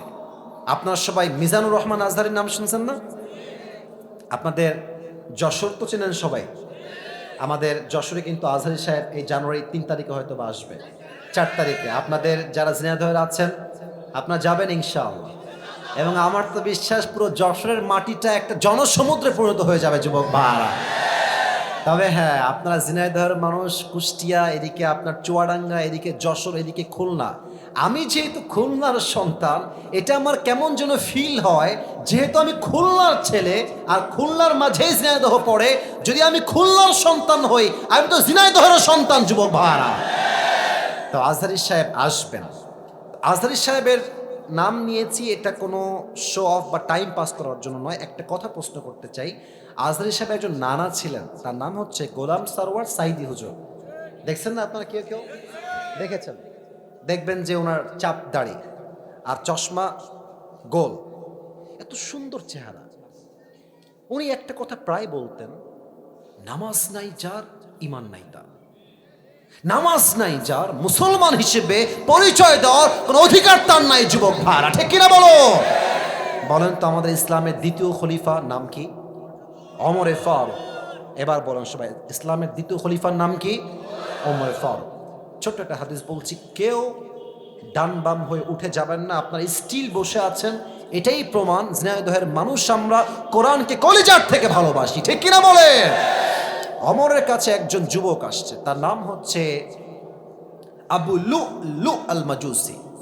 এসেই বলছে, ওমর তোমার কাছে একটা অভিযোগ আছে, বিশাল লম্বা অভিযোগ আমার। ওমর ডাক দিয়ে বলছে, যুবক ভাই তোমার কি অভিযোগ, তুমি আমাকে বলো, তোমার নাম কি? ডাক দিয়ে বলছে, আমার নাম হলো আবু লুলু আল মাজুসি, আমি একজন অগ্নি পূজারী, আগুনের পূজা করি। ওমর ডাক দিয়ে বলছে, ভাই অভিযোগটা কি, তুমি আমাকে খুলে বলো। ডাক দিয়ে বলছে, ওমর আমার যেই মালিক আছে সে প্রত্যেক দিন আমার কাছে মোট 6 দিরহাম চার্জ করে, বাট আমি আবু লুলু আল মাজুসি গরিব ঘরের সন্তান, আমার কাছে 6 দিরহাম দেওয়ার মতো কোনো শক্তি নাই, তুমি কমায় দিয়ে 2 দিরহাম করে দাও। ওমর বলছে, 2 দিরহাম করবো কেন, তুমি কি ব্যবসা করো? তোমার ইনকাম কি, কেমনে তুমি কামাই করো, how do you earn the money? তো সে বলছে আমি মূলত খঞ্জর বানাই। খঞ্জর মানে বাংলাতে বলে চাকু। বলেন সবাই কি? চাকু। আবার ডান হাত দেখেন, খঞ্জর কাকে বলে? এটাও চাকু, এটাও চাকু। আই রিপিট এগেন, আমি আবারও বলছি হাদিসটা প্র্যাকটিক্যালি বোঝাবার সাথে। এটাও চাকু, এটাও চাকু। মাকবাদাতু ফি ওয়াসাতি, হ্যান্ডেলটা হচ্ছে মাঝখানে, বোঝা যায় ধরার জায়গা এটা মাঝে। এটাও চাকু, এটাও চাকু, দুই পাশেই চাকু। এবার সবাই আমার ডান দিকে তাকান, পেটের ডান দিকে। আরব বিশ্বের প্রত্যেকটা সর্দারের পেটের ডান দিকে লম্বা একটা খাপ থাকতো, সবাই খঞ্জরটা ওই ডান দিকেই রাখতো। বলছে তাই তুমি খঞ্জর মেক করো, huge business, you are rich man, তোমার তো অনেক টাকা, তোমার তো 6 দিরহাম নয় 10 দিরহাম চার্জ হওয়ার কথা। এই কথা শুনে বলছে ও ওমর, আমি চাইলাম বিচার আর তুমি করলা আমার সাথে বেইনসাফি। ও আচ্ছা আচ্ছা, সবাই যেহেতু মুসলমান ঘরের সন্তান তাই তুমি সবার সঙ্গে নরম, আর আমি যেহেতু কাফেরের সন্তান তাই তুমি আমার বেলায় গরম অমর, তাই না? তোমার বিচার আমি একাই করব, একাই আমি এনাফ। ধমক দিয়ে বের হয়ে গেছে। বিশাল লম্বা রাত, শীতকাল, অমরকে হত্যা করার জন্য বিশাল লম্বা একটা খঞ্জর সে বানিয়েছে, জাস্ট অমরকে হত্যা করতে চায়। তো খঞ্জরটা বানিয়ে পেটের এখানে ডান দিকে রেখেছে। এবার বলেন তো, শীতকালে ঠান্ডা লাগলে আমরা কি যেন মুড়ি দেই, সবাই বলেন তো? চাদরটা আমি আবার পড়লাম, কারণ হাদিসটা প্র্যাকটিক্যালি বোঝাতে চাই, একদম বাস্তবিক প্রেক্ষাপট থেকে অভিনয় করে। দেখেন, পেটের ডান দিকে খঞ্জর, এবার সে দুইটা চাদরের পাট এমনে ধরেছে, উপর থেকে নিয়ে চাদরটাকে এমনে দিয়েছে, মেয়েদের নেকাবের মতো, এই পর্যন্ত, ভুরু পর্যন্ত। আচ্ছা, আর এটাকে এমনে দিয়েছে, আর এই ডান দিক থেকে নিয়ে এটাকে পুরো ঢেকে দিয়েছে, জাস্ট চোখ দেখা যায়, and no one can see his face except his eyes, চোখ ছাড়া ফেস কেউ দেখতে পারবে না, পুরোটা ঢেকে আজান দিয়ে দিয়েছে। অমর আসছে, সেও গেছে মুনাফিকের রূপে ছদ্মবেশে। অমরে ফারুক এসেই বলছে সফু সুফু ফাকুম, কাতার সোজা করো, কাঁধে কাঁধ মিলিয়ে দাঁড়াও। আল্লাহু আকবার, সুবহানাক আল্লাহুম্মা ওয়া বিহামদিকা ওয়া তাবারাকা ইসমুকা ওয়া তাআলা জাদ্দুকা ওয়া লা ইলাহা গায়রুক, আলহামদুলিল্লাহি রাব্বিল আলামিন, আর রহমানির রহিম, মালিকি ইয়াউমিদ্দিন। সূরা ফাতিহা পড়েছেন, কিরাত পড়েছেন, আল্লাহু আকবার। ওমর ফারুক আল্লাহু আকবার দিয়ে রুকুতে গিয়েছেন। রুকুতে যাওয়ার পরে যখন সামি আল্লাহু লিমান হামিদা বলবে, পেছন থেকে আবু লুলু আল মাজুসি তার চাদরটাকে এমনে ধরে উড়াই দিয়েছে, আর পেটের ডান দিক থেকে লম্বা একটা খঞ্জর বের করে দৌড় দিয়ে অমরের সামনে চলে আসছে। অমর যখন সামি আল্লাহু লিমান হামিদা দিয়ে উঠে গেছে, সঙ্গে সঙ্গে অমরের পেটের সোজা টার্গেট করে এমনে একটা আঘাত করেছে। অমরের পেটের ডান দিক থেকে একবার এমনে, আবার এমনে, আবার এমনে, এমন 3টা জোরে আঘাত করেছে। হাদিসে আসছে 3টা আঘাতের চোটে পুরো পেট কেটে সব নাড়ি ভুড়িগুলো বাহিরে বের হয়ে গেছে। ওমরে ফারুক নামাজের মাঝে চিৎকার দিয়ে বলছে কতালানি আল কাল, কতালানি আল কাল, একটা কুকুর আমাকে হত্যা করেছে, কে আছে আমাকে বাঁচাও। অজ্ঞান হয়ে পড়ে গেছে। আর সাহাবীরা বুঝে গেছে যে সামওয়ান কেম ফ্রম আউটসাইড, কেউ এসেছে, ধরো। 7 জন সাহাবী নামাজের মাঝেই ধরতে গেছে, আর ওই কাফের তার ছুরি দিয়ে যাকেই সামনে পেয়েছে এমনে কারো মুখে, কারো পেটে, কারো বুকে, কারো পিঠে এমন জোরে জোরে আঘাত দিয়েছে। 7 জন সাহাবী নামাজরত অবস্থায় জায়গাতেই শহীদ হয়ে গেছে, জায়গাতেই শেষ।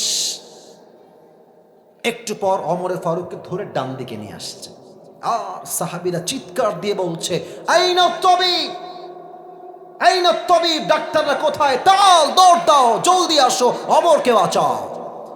ডাক্তাররা সব দৌড় দিয়ে আসছে, অমরকে বাঁচাও। ডাক্তাররা দৌড় দিয়ে এসে ওমরে ফারুকের 2 পিঠের এই 2 দিকে হাত দিয়েছে। ওমরে ফারুক এমনে শুয়ে আছে, দুই পিঠের দিকে হাত দিয়ে হালকা করে উঠিয়েছে।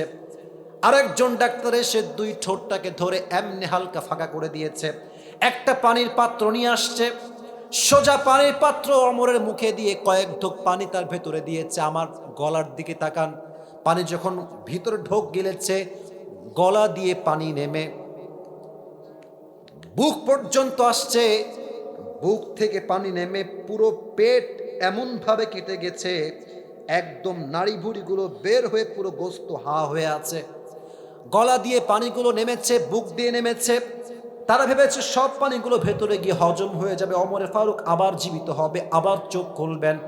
সবগুলো পানি বুক দিয়ে নেমে পুরো পেট কেটে গলগল গলগল করে বাহিরে বের হয়ে গেছে। সব পানি এই পাট দিয়ে গলগল করে বাহিরে বের হয়ে গেছে। সাহাবীরা এই দৃশ্য সচক্ষে দেখে দে ওয়্যার সারপ্রাইজড, অবাক, এটা কি দেখলাম? ডাক্তাররা বলছে পানি দিয়ে কাজ হবে না, দুধ নিয়ে আসো। সব সাহাবী দৌড় দিয়ে গিয়ে দুধ নিয়ে আসছে। ওমর ফারুককে পেছন দিক থেকে হালকা উঠিয়েছে, দুধ দিয়েছে। দুধটা গলা দিয়ে নেমে বুক দিয়ে নেমে পুরো পেট কেটে সবগুলো দুধ গলগল করে বাহিরে বের হয়ে গেছে। এই দৃশ্য দেখে ডাক্তাররা বলছে মাফ করে দিবেন, আর সম্ভব না, ওমর হয়তো বা শেষ, হয়তো সে আর কখনোই চোখ খুলবে না। সাহাবীদের চোখে পানি আর আটকায় না, সব সাহাবীরা কান্না করছে। হঠাৎ করে এক সাহাবী দূর থেকে দেখছে ওমর ফারুক তার চোখটা সাডেনলি হঠাৎ করে, it's a very little bit, খুবই হালকা ছোট্ট করে খুলেছে। এই চোখটা দেখে ওই দূর থেকে সাহাবী দৌড় দিয়েছে, ইয়া ওমর, মালাকা ইয়া ওমর, মালাকা ইয়া ওমর, হে ওমর আপনার কি হয়েছে, আপনার কি দরকার আমাকে বলেন। ওমর ফারুক কথা বলছেন না, বলছেন তোমার ঠোঁট না কানটা আমার ঠোঁটের কাছে নিয়ে আসো। ওই সাহাবী দৌড় দিয়ে কানটা ওমরের ঠোঁটের কাছে দিয়েছে। আর সে ভাবছে হয়তো আমাকে শেষ কথা বলবে, এই সাহাবী খবরদার আমার রাজ্য দেখে রেখো, বউ দেখে রেখো, সন্তান দেখে রেখো। হি ওয়াজ থিঙ্কিং লাইক দ্যাট, তার চিন্তাই ছিল এইটা যে ওমর আমাকে শেষ কথা এটাই ওসিয়ত করবে। যখনই কান বাড়িয়েছে ওমরের মুখের কাছে, ওমরে ফারুক প্রথম কথা, কোনো খবর আমার দরকার নাই, আমাকে জাস্ট একটা খবর দাও। আসাল্লান নাস, আসাল্লান নাস, এই সাহাবী আমার কোন রাজ্যের খবর লাগবে না, বউবাদ, বাচ্চাবাদ, মা বাদ, সন্তানবাদ, সবাই মাইনাস, আমাকে জাস্ট একটা খবর দাও। আমি ওমর যেই নামাজের ইমাম ছিলাম, আমার অজ্ঞান হওয়ার পরে সেই নামাজটা সাহাবীরা জামাতের সঙ্গে আদায় করেছে কিনা।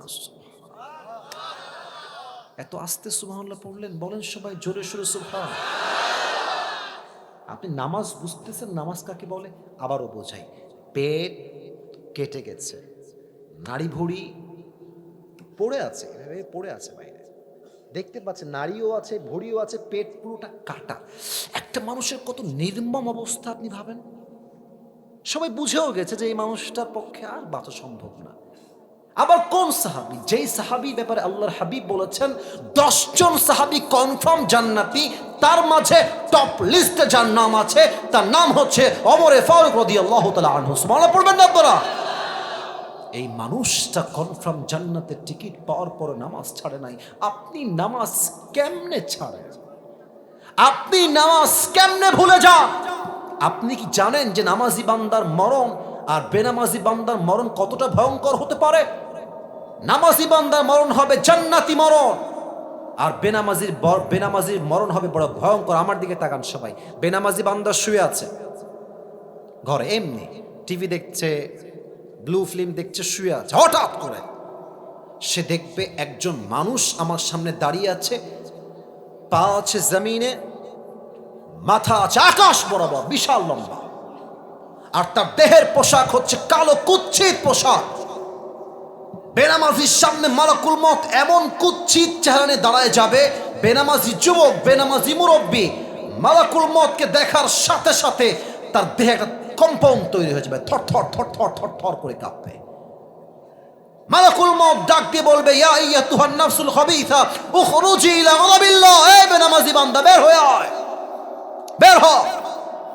রুহুটা এখান থেকে বের হয়ে একবার ডান দিকে দৌড় দিবে, একবার বাম দিকে দৌড় দিবে আর একবার পেছনের দিকে দৌড় দিবে। নামাজি বান্দার দিকে তো মালাকুল মত ভালোভাবে তাকাবে, বাট বেনামাজির রুহের দিকে মালাকুল মত বাম হাত দেখেন সবাই আমার, এমনি এক থাবা দিবে। এক থাবা দিয়ে তার রুহটাকে বুক থেকে এমন টেনে হিচড়ে বের করবে। হাদিসে আসছে একটা জীবিত ছাগলকে জাবেহ না করে তার চামড়া কেউ যদি চাকু দিয়ে এমনি ছিঁড়ে ফেলে, ওই ছাগলটার যে পরিমাণ কষ্ট হয় তার চাইতে কমসে কম 70 গুণ বেশি কষ্ট দিয়ে বেনামাজির রুহকে কবজ করা হবে। সকলেই দিল খুলে বলেন নাউজুবিল্লাহ। আল্লাহ, আল্লাহু আকবার, আল্লাহু আকবার, আল্লাহ। আমি দিল থেকে সবার জন্য দোয়া করি, আমার সঙ্গে আমিন বলবেন সবাই। আল্লাহ আমাদের সবাইকে তুমি বেনামাজের এই আযাব থেকে বাঁচাই দিও। সকলেই দিল খুলে পড়া আমিন। প্রিয় ভাইরা, রাতটা প্রায় 12টা বেজেই গেল। ওয়াজ কি আর একটু 5 মিনিট হবে না ইনশাআল্লাহ? আচ্ছা, আমি একটা জাস্ট ব্রেক চাই। একজন যুবককে চাই যার বউ নাই, দাঁড়িয়ে একবার বলবা লিল্লাহি তাকবীর। কে আছো বাঘের বাচ্চা? দাঁড়াও তো দেখি একবার। হ্যাঁ দাঁড়াও।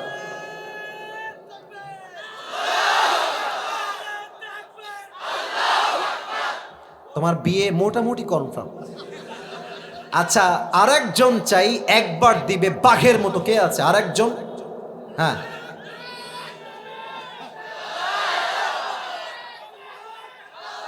আচ্ছা আচ্ছা থামেন। ওই যে ওই ভাই দিবে, ওই ভাই, ওই যে ওই ভাই, ওই ভাই। হ্যাঁ ভাই, এবার দেন, এবার আপনি দেন।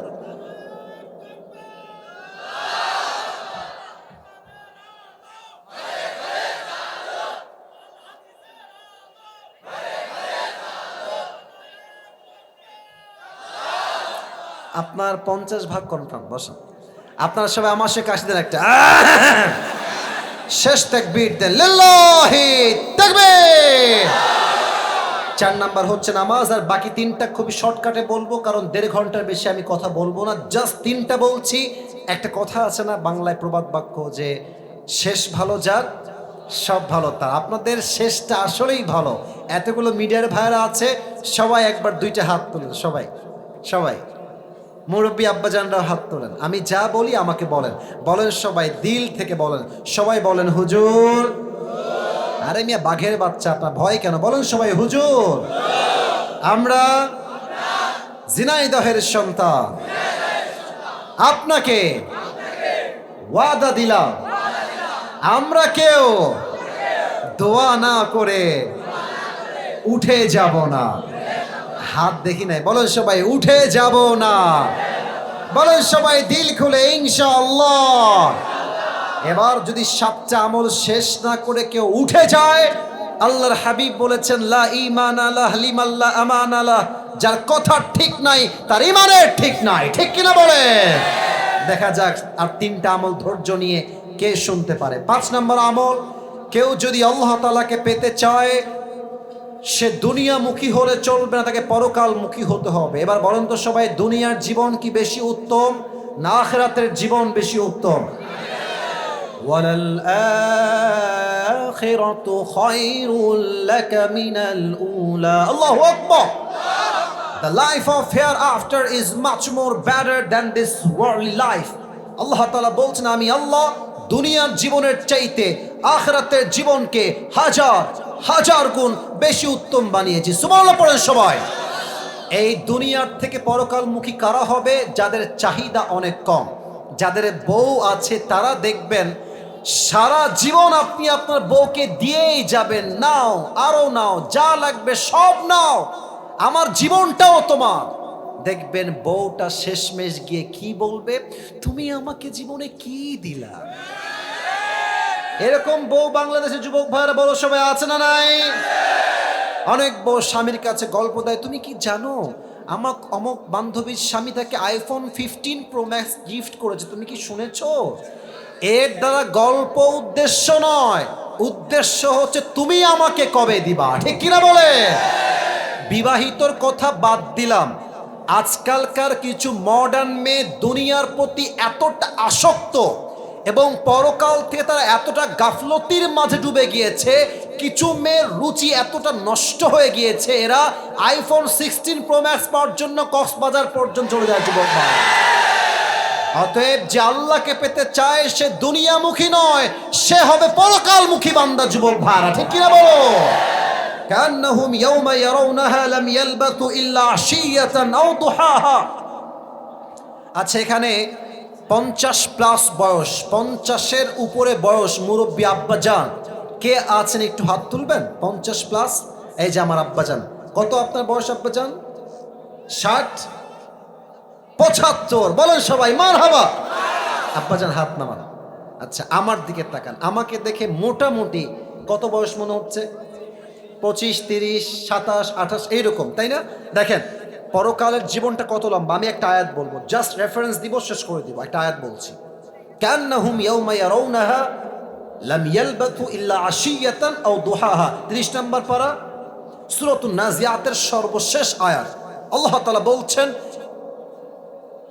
80 বছরের মুরব্বী যেই দিন মারা যাবে, 100 বছর যার বয়স, সে যেই দিন মারা যাবে, যখন সে পরকালের জীবনটা শুরু করবে, সে বলবে, আল্লাহ পরকালের জীবনটা এত লম্বা মনে হচ্ছে, আমার মনে হচ্ছে পুরো জীবনের 100 বছরের হায়াতটা আজ একটা সকাল কিংবা একটা সন্ধ্যা মনে হচ্ছে। আল্লাহু আকবার।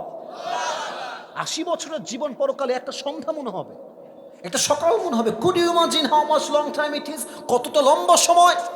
100 বছরের জীবন পরকালে জাস্ট একটা সকাল কিংবা একটা সন্ধ্যা মনে হবে। আজ যে মুরব্বীগুলো, যে যুবকগুলো, যে পুরুষগুলো পরিবারের জন্য সুদ খাচ্ছেন, ঘুষ খাচ্ছেন, হারাম খাচ্ছেন, মাথায় রাখবেন কেউ আপনাকে পরকালে সহযোগী হবে না। আপনি আপনার পরিবারের জন্য জাহান্নামের বাসিন্দা হয়ে যাবেন। ঠিক কিনা বলেন? 5 নম্বর, যে আল্লাহকে পেতে চায় সে দুনিয়ার প্রতি আসক্ত নয়, পরকালের প্রতি আসক্ত হবে। 5 আর 2টা ইন ভেরি শর্টকাট ওয়ে, সহজে বলছি। 6 নাম্বার, যে আল্লাহকে পেতে চায় তাকে ধৈর্যশীল হতে হবে। আমরা যারা এখানে এসেছি, ঠিক বলতে হবে না, বললেই শুনলেই হবে, আমরা মনে হয় বেশিরভাগই মধ্যবিত্ত পরিবারের সন্তান। আমি আসিফ একবার ওয়াজে বলেছিলাম কোনো একটা জায়গাতে যে মধ্যবিত্ত পরিবারের সন্তান মানেই হচ্ছে এটা ব্র্যান্ড।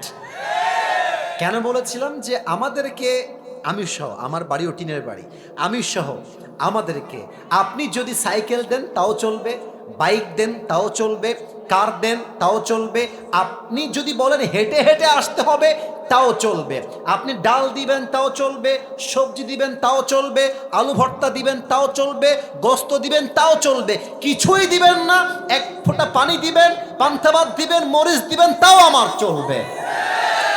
আমরা মধ্যবিত্ত পরিবারের সন্তান, আমরা বড়লোক ঘরের খেটে খাওয়া ব্রয়লার মুরগি নয়। বড়লোকের ছেলেরা খায় সেই খাওয়া।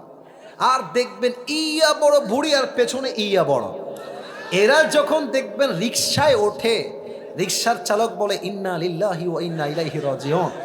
কারণ এই যে ব্লাস্ট হলো বলে, টায়ার ব্লাস্ট হলো বলে, এর মানে আমরা মধ্যবিত্ত পরিবারের সন্তান, আমরা পরিশ্রম করে, কঠোর পরিশ্রম করে খাটতে পারি। যুবক ভাইরা ঠিক কিনা বলেন?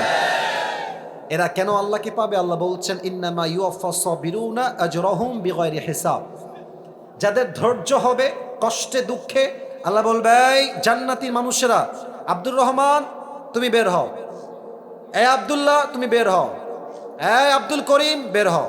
আল্লাহ আমরা তো জান্নাতি, আমরা বের হবো কেন এই কাতার থেকে? আল্লাহ বলবে সমস্যা নাই, ওই যে তুমি মধ্যবিত্ত পরিবারের সন্তান ছিলে, চাল নাই, ডাল নাই, ভাত নাই, ব্যবসায় বরকত নাই, চাকরি নাই, আব্বা গরিব, কৃষি কাজ করে, ধানের ক্ষেত কাজ করে, গরিব ছেলে ছিলে তুমি।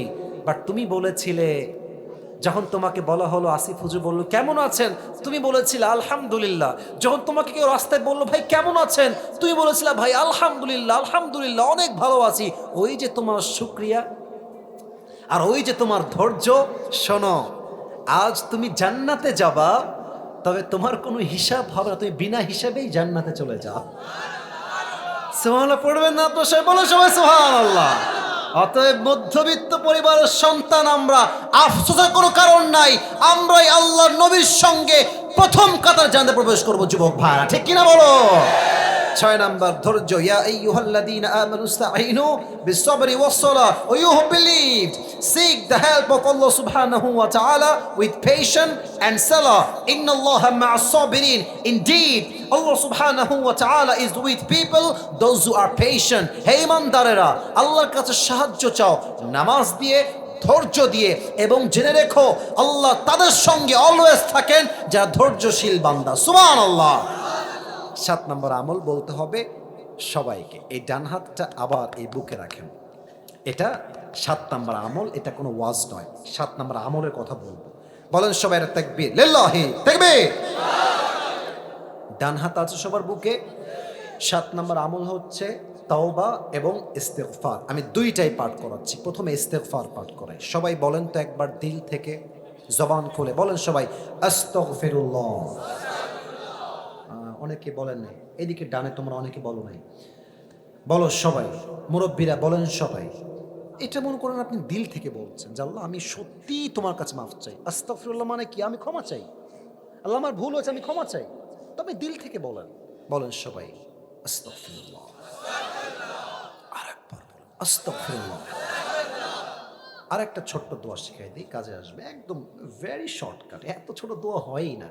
বলেন সবাই আল্লাহুম্মা গফিরলি। অর্থ সিমিলার, সমান সমান। আল্লাহ আমি তোমার কাছে ক্ষমা চাই। বলেন সবাই আরেকবার আল্লাহুম্মা গফিরলি। এবার আসেন আমরা তওবা করি। কেমনে করবেন আমি জাস্ট বাংলা বলছি, আপনারা বাংলা বললেই হবে। আমাকে বললে হবে না, এটা আল্লাহকে বলতে হবে। বলেন তো সবাই আল্লাহকে ডাক দিয়ে বলেন সবাই আল্লাহ। জিনাইদহের ভাইরা কলিজার থেকে আল্লাহকে ডাকেন, দিল থেকে, হৃদয় থেকে অনুধাবন করে, ফিল করে, অনুভব করে, রবকে সবচেয়ে কাছের বন্ধু ভেবে বলেন তো সবাই আল্লাহকে আল্লাহ আমি। বলেন সবাই আমি। দিল থেকে আজ আমার গুনাহের জন্য তওবা করলাম। ও আল্লাহ, তুমি আমার জীবনের সব গুনাহ মাফ করে দাও। দিল থেকে বলেন সবাই মাফ করে দাও। এবার সবাই দিল থেকে বলেন আমিন। 2 নাম্বার তওবা এখনই শেষ হবে, এই সেকেন্ড বাক্যে এসে বলেন সবাই আল্লাহ আমি তোমাকে ওয়াদা দিলাম, আমি যেই গুনাহ অতীতে ভুলে করে ফেলেছি, আমি আগামী ভবিষ্যতে কখনো সেই গুনাহ আর কখনো। শেষ বাক্য একটু দিল থেকে বলবেন। আবারও বলছি, কখনো করব না। বলেন সবাই 2 হাত তুলে ইনশাআল্লাহ। আল্লাহ তুমি সবার তওবাকে, ইস্তেগফারকে কবুল করো না। সকলের দিল খুলে পড়ুন আমিন। হাত নামান সবাই। এবার আমি পুরস্কার দিব 7টা আমলকে just within 1 minutes, within 1 minute or 2 minutes. আমি 2 মিনিটে বলে শেষ করব। বিট দেন লিল্লাহি তাকবীর। কেউ যদি এখন উঠে যায় ওর লুঙ্গি টাইনা ধরে বসাই দিবেন, তবে খুলে যেন না যায় নর্মালি, ঠিক আছে? কেউ যাবে না। দাঁড়ায় থাকা ভাইয়ারা, সত্যি খুব ভালো লাগলো তোমাদেরকে। তোমরা, আমি সেই 10টা 30-এ পথ শুরু করেছি, তোমরা 1.5 ঘন্টা দাঁড়িয়ে আছো। এটাই হচ্ছে আল্লাহর কোরআনের ভালোবাসা, আল্লাহ রসুলের ভালোবাসা, ঠিক কিনা বলেন? ওরা চাইলে যেতে পারতো, কাকে আমি আটকাবো? কেউ যদি বলে আমি থাকবো না, আমি আটকাবো কাকে? দাঁড়ায় আছে মানেই তো এটা আসিফ হুজুরের ভালোবাসা নয়, এটা আল্লাহর দ্বীনের ভালোবাসা, ঠিক কিনা বলে? 7টা আমল আমি 1 মিনিটে বলছি বা 2 মিনিটে। যে পেতে চাও পুরস্কারটা একটু মুখস্থ করে নাও। 1 নম্বর আমল, যে আল্লাহকে পেতে চায় আত্মার পরিশুদ্ধি লাগবে। এই আত্মা হচ্ছে মোট 3 প্রকার। 1 হচ্ছে সুস্থ, 2 হচ্ছে অসুস্থ, 3 হচ্ছে মৃত। সুস্থকে, যার অন্তরে হিংসা নাই, বিদ্বেষ নাই, সে হচ্ছে সুস্থ আত্মার অধিকারী। অসুস্থকে বুঝবেন, ভালো কাজও ভালো লাগে, খারাপ কাজও ভালো লাগে। এর আত্মা কি সুস্থ না অসুস্থ? 3 মৃত আত্মা। এরা কারা? এদের কান আছে শোনে না, চোখ আছে দেখে না, হৃদয় আছে ভাবে না। এদের চরিত্র কেমন, তাদের মান কেমন? আল্লাহ বলছেন এরা হচ্ছে কুকুরের চাইতে খারাপ। আমি বলবো, এই যুবক বলো তো আল্লাহ কুকুরের চাইতে খারাপ কেন বললেন? বলবেন হুজুর, কুকুর তো একটা পাউরুটি পেয়ে মালিককে চিনতে ভুল করে নাই, আর মানুষকে আল্লাহ এত নিয়ামত দিয়েছে, মানুষ তার মালিককে চিনতে পারে নাই। এই মানুষ কুকুরের চাইতে বেশি খারাপ হয়ে গিয়েছে, ঠিক কিনা বলে? 1 নাম্বার আত্মার পরিশুদ্ধি। 2 নাম্বার, যে আল্লাহকে পেতে চায় তার কি লাগবে? নবীর ভালোবাসা। বলেন সবাই, কার ভালোবাসা? 3 নাম্বার, যেই বান্দা আল্লাহকে পেতে চায় তার জীবনে আব্বা আম্মার দোয়ার দরকার। বলেন সবাই, আছে না নাই? 4 নাম্বার, যেই বান্দা আল্লাহকে পেতে চায় তার জীবনে নামাজের দরকার। সবাই বলেন, আছে না নাই? এবার বলেন তো, নামাজের কথা বলতে গিয়ে একটা হাদিস বলেছিলাম in a very shortcut way. Omar Farooq যখন মারা যাবেন শেষ মুহূর্তে, উনি বলেছিলেন যে তোমরা আমার ধন সম্পত্তি, সন্তান সন্ততি, বউ সহ সবাইকে দেখে রেখো। ইয়েস না কি নো? ইয়েস না কি নো? শেষ কথা। আসল্লান নাস, আমি যে নামাজের ইমাম ছিলাম, আগে এটা বলো। সন্তান বাদ, বউ বাদ, আগে বলো আমি যেই নামাজের ইমাম ছিলাম, আমার পরে অজ্ঞান হওয়ার পরে এই নামাজটা জামাতে আদায় হয়েছে কিনা? সুবহানাল্লাহ পড়ে সবাই। 4 নাম্বার, গোলাম সাল্লাল্লাহু আলাইহি ওয়াসাল্লাম বলেছেন না যে নামাজ নাই যার, ঈমান নাই তার। অতএব আল্লাহকে পেতে চাইলে 4 নম্বরে কি লাগবে? নামাজ। বলেন সবাই, কি লাগবে? 5, যেই বান্দা আল্লাহকে পেতে চায় তার জীবনে কি লাগবে? বলেন তো সবাই। নামাজ তো বললাম 4 নাম্বার। 5 নম্বরে কি হবে? হ্যাঁ, পরকালমুখী। বলেন সবাই, কি মুখী? ওই সময় বলেছিলাম পরকালমুখী হবেন কেমনে? চাহিদা বাড়াবেন না কমাবেন? বাড়াবেন না কমাবেন? যার চাহিদা যত কম সে ততই সুখী, তাই না? আপনি দেখবেন যে বড়লোকদের বাড়িতে, আমি যে ফ্ল্যাটে থাকি, টু বি অনেস্ট, মানে আমি, আমার বাসার টিনের, এটা সত্য, আমার আব্বা আম্মা ওখানে থাকে, আমিও থাকি, আবার ফ্ল্যাটেও আমি থাকি। আমি যে ফ্ল্যাটে থাকি খুবই ভিআইপি। আমার যিনি মালিক, মানে ফ্ল্যাটের যিনি মালিক, উনি থাকেন 2nd ফ্লোরে। ভিতরে কি যে ভিআইপি, আপনি দেখলে অবাক হয়ে যাবেন। বাট অবাক করার বিষয় হচ্ছে বড়লোকদের বাসা এত ভিআইপি, এত টাকা ব্যাংকে গুনতেই পারে না। দেখবেন এরা ঘুমের ওষুধ না খাইলে ঘুম আসে না। আর রিক্সা চালায়, দেখবেন রিক্সার সিটে রাখে নিতম্ব, আর মাথা এমনি দিয়ে ওখানেই ঘুম। ওর কোনো ওষুধ লাগে না, কারণ কি? ওর চাহিদা কম, শান্তি বেশি, ঠিক কিনা বলে? তাহলে 5 নাম্বার, দুনিয়ামুখী না পরকালমুখী? 6 নাম্বার, আল্লাহকে পেতে চাইলে নিশ্চিত ধৈর্যশীল হতে হবে। ধৈর্যশীল ছাড়া আল্লাহর সাহচর্য পাওয়া, আল্লাহর বন্ধু হওয়া ইটস নট পসিবল। ইয়া আইয়ুহাল্লাযীনা আমানু সবিরু ওয়াসাবিরু ওয়ারাবিতু ওয়াত্তাকুল্লাহা লাআল্লাকুম তুফলিহুন। O you who believed, be patient, raise in patience, and be steadfast on patience, and indeed you will become the victorious person in this world and the next. আল্লাহ বলছে ধৈর্যশীল হও, ধৈর্যের ব্যাপারে প্রতিযোগী হয়ে যাও এবং ধৈর্য অবিচল থাকো। নিশ্চিত আমি আল্লাহ তোমাকে দুনিয়া এবং আখিরাত উভয় জায়গায় সফলতা দান করব। সুবহানাল্লাহ পড়ে সবাই। 6 নাম্বার, ধৈর্যশীল হতে হবে। 7 নাম্বার, তওবা এবং ইস্তিগফার। আমি বলবো, বলেন তো দোয়াটা কি শিখিয়েছিলাম? আপনি বলবেন, বলেন সবাই, আস্তাগফিরুল্লাহ। দিল থেকে বলেন সবাই, আস্তাগফিরুল্লাহ। শেষ দোয়া সবাই বলেন, আল্লাহুম্মা গফিরলি। আবার বলেন, আল্লাহুম্মা গফিরলি। এই 7টা আমল যেই বান্দা করবে তাকে সবচেয়ে কাছের বান্দা বানায় নিবে একজন। আওয়াজ দিয়ে বলেন সবাই, তিনি কে? 7টা আমল আমাকে বলতে পারবা, 3বার সুযোগ পাবা। বেঁধে গেলে 3বার বলে দিব। কে আছো? বাঘের বাচ্চা, দাঁড়িয়ে যাও। ওই ছেলে সবার আগে দাঁড়িয়ে গেছে, আসো। ওই ছেলেটা, এই যে সাদা এবং কালো, ব্ল্যাক কম্বিনেশন, আসো। White and black combination. আচ্ছা, ও না পারলে তোমাদেরকে কাগজ সুযোগ দিব। এই ভাইরা একটু সাইড দেন, ভাইরা ওকে একটু আসতে দেন। বসো বসো বসো বসো। আরে বাবা, কই যায় রে? ওই কেউ যাবেন না। লিল্লাহি তাকবীর। প্রিয় ভাইরা, 2টা নিয়ম বলে দিচ্ছি। 1 নাম্বার নিয়ম হচ্ছে তাকে আমরা 3বার চান্স দিব। বেঁধে গেলে কয়বার চান্স দিব? 3বার। আর যখনই সে কোনো উত্তর দিয়ে দিবে, যেহেতু অনেক মিডিয়ার ভাইরা আজকে এসেছেন, আমি অনেকে চিনি না, অনেকে দূর থেকে আসছেন, এই সাইডে আসো, ডান দিকে আসো। মাইক দিতে হবে প্রিয় ভাই, জি মাইকটা দিতে হবে। ও যখনই কোনো একটা উত্তর দিয়ে দিবে, তখনই আপনারা সবাই মিলে বলবেন জোরে সোরে, মারহাবা। বলেন সবাই, মারহাবা। আরে ইয়ার জোর সে বলো, মারহাবা। মাশাআল্লাহ। ভাই তুমি সালাম দাও সবাইকে। আসসালামু আলাইকুম ওয়া রাহমাতুল্লাহ। তোমার সালাম উত্তর, সবার স্লো উত্তর। তুমি সালাম জোরে দাও। আসসালামু আলাইকুম ওয়া রাহমাতুল্লাহ। ওয়ালাইকুম আসসালাম ওয়া রাহমাতুল্লাহি ওয়া বারাকাতুহু। গায়ে জোর আছে রে। প্রিয় ভাই তুমি বলো, আমরা আজকে কাকে পাওয়ার জন্য আমল শুনেছি? আল্লাহ। মারহাবা বলো। এটা কিন্তু সম্মানের বিষয়, কালকে এটা তো আপলোড যাবে, সবাই তো দেখবে যে আপনার আওয়াজ কেমন। আরে মিয়া আওয়াজ হবে এমন, প্রত্যেকটা জেলার মানুষ বলবে ঝিনাইদহের মানুষের কাপুরুষের বাচ্চা নয়, সব সিংহ পুরুষগুলো আমার সামনে বসেছিল, ঠিক কিনা বলে? প্রিয় ভাই তুমি বলো তো তোমার নাম কি? মোহাম্মদ জাহির হাসান। জাহির হাসান। বলো তুমি আল্লাহকে পাওয়ার জন্য আজকে আমরা মোট কয়টা আমল নিয়ে আলোচনা করেছি? 7টা। তোমার কোনো ভয় নাই, বাঘের বাচ্চা তুমি, মানে খুব সাহস নিয়ে কথা বলবা। বলো তো আল্লাহকে পাওয়ার জন্য প্রথম আমলের কি দরকার? অন্তরকে পরিশুদ্ধ করতে হবে। বলো তো অন্তর মোট কয় প্রকার? 3 প্রকার। আরে ভাই কর্মার হাবা, 3 প্রকার কি কি? সুস্থ, অসুস্থ আর মৃত। এই তো বাঁধে না রে, তো লস হয়ে যাবে নাকি রে? আচ্ছা ঠিক আছে, তুমি বলো একটা একটা ব্যাখ্যা বলো। অসুস্থ আত্মা যাদের, তাদের কি লাগে, তাদের সমস্যা কি? সবকিছু ভালো লাগে, সত্যটা ভালো লাগে, মিথ্যাটা ভালো লাগে। মার হাবা বলো সবাই।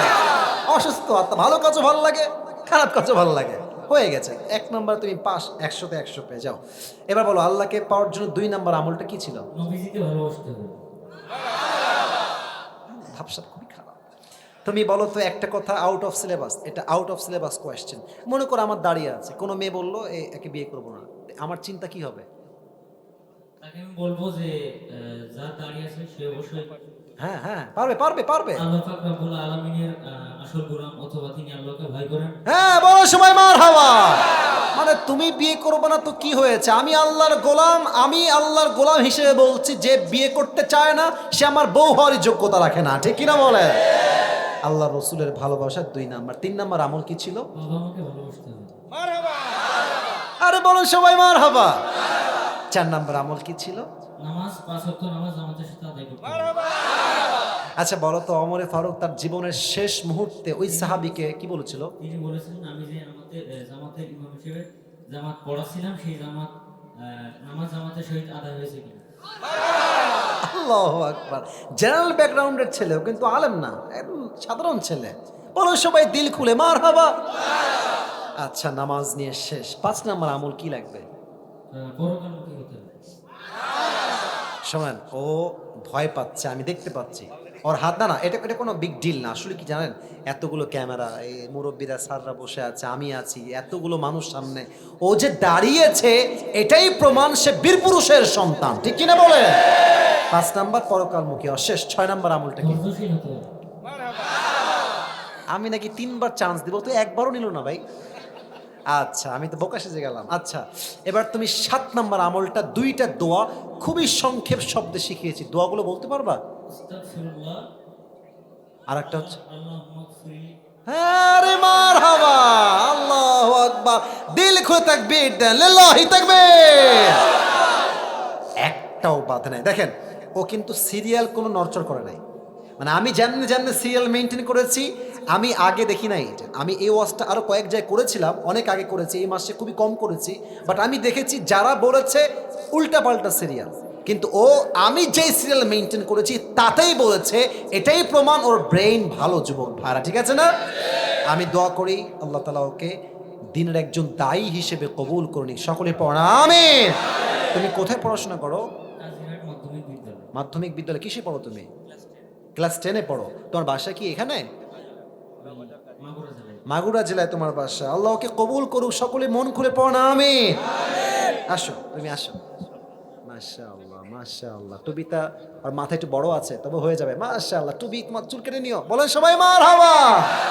আল্লাহকে কবুল করুন, সকলে পড়ো আমিন। বসো তুমি, এখানে বসো, নিচে বসে যাও, এখানে বসে যাও।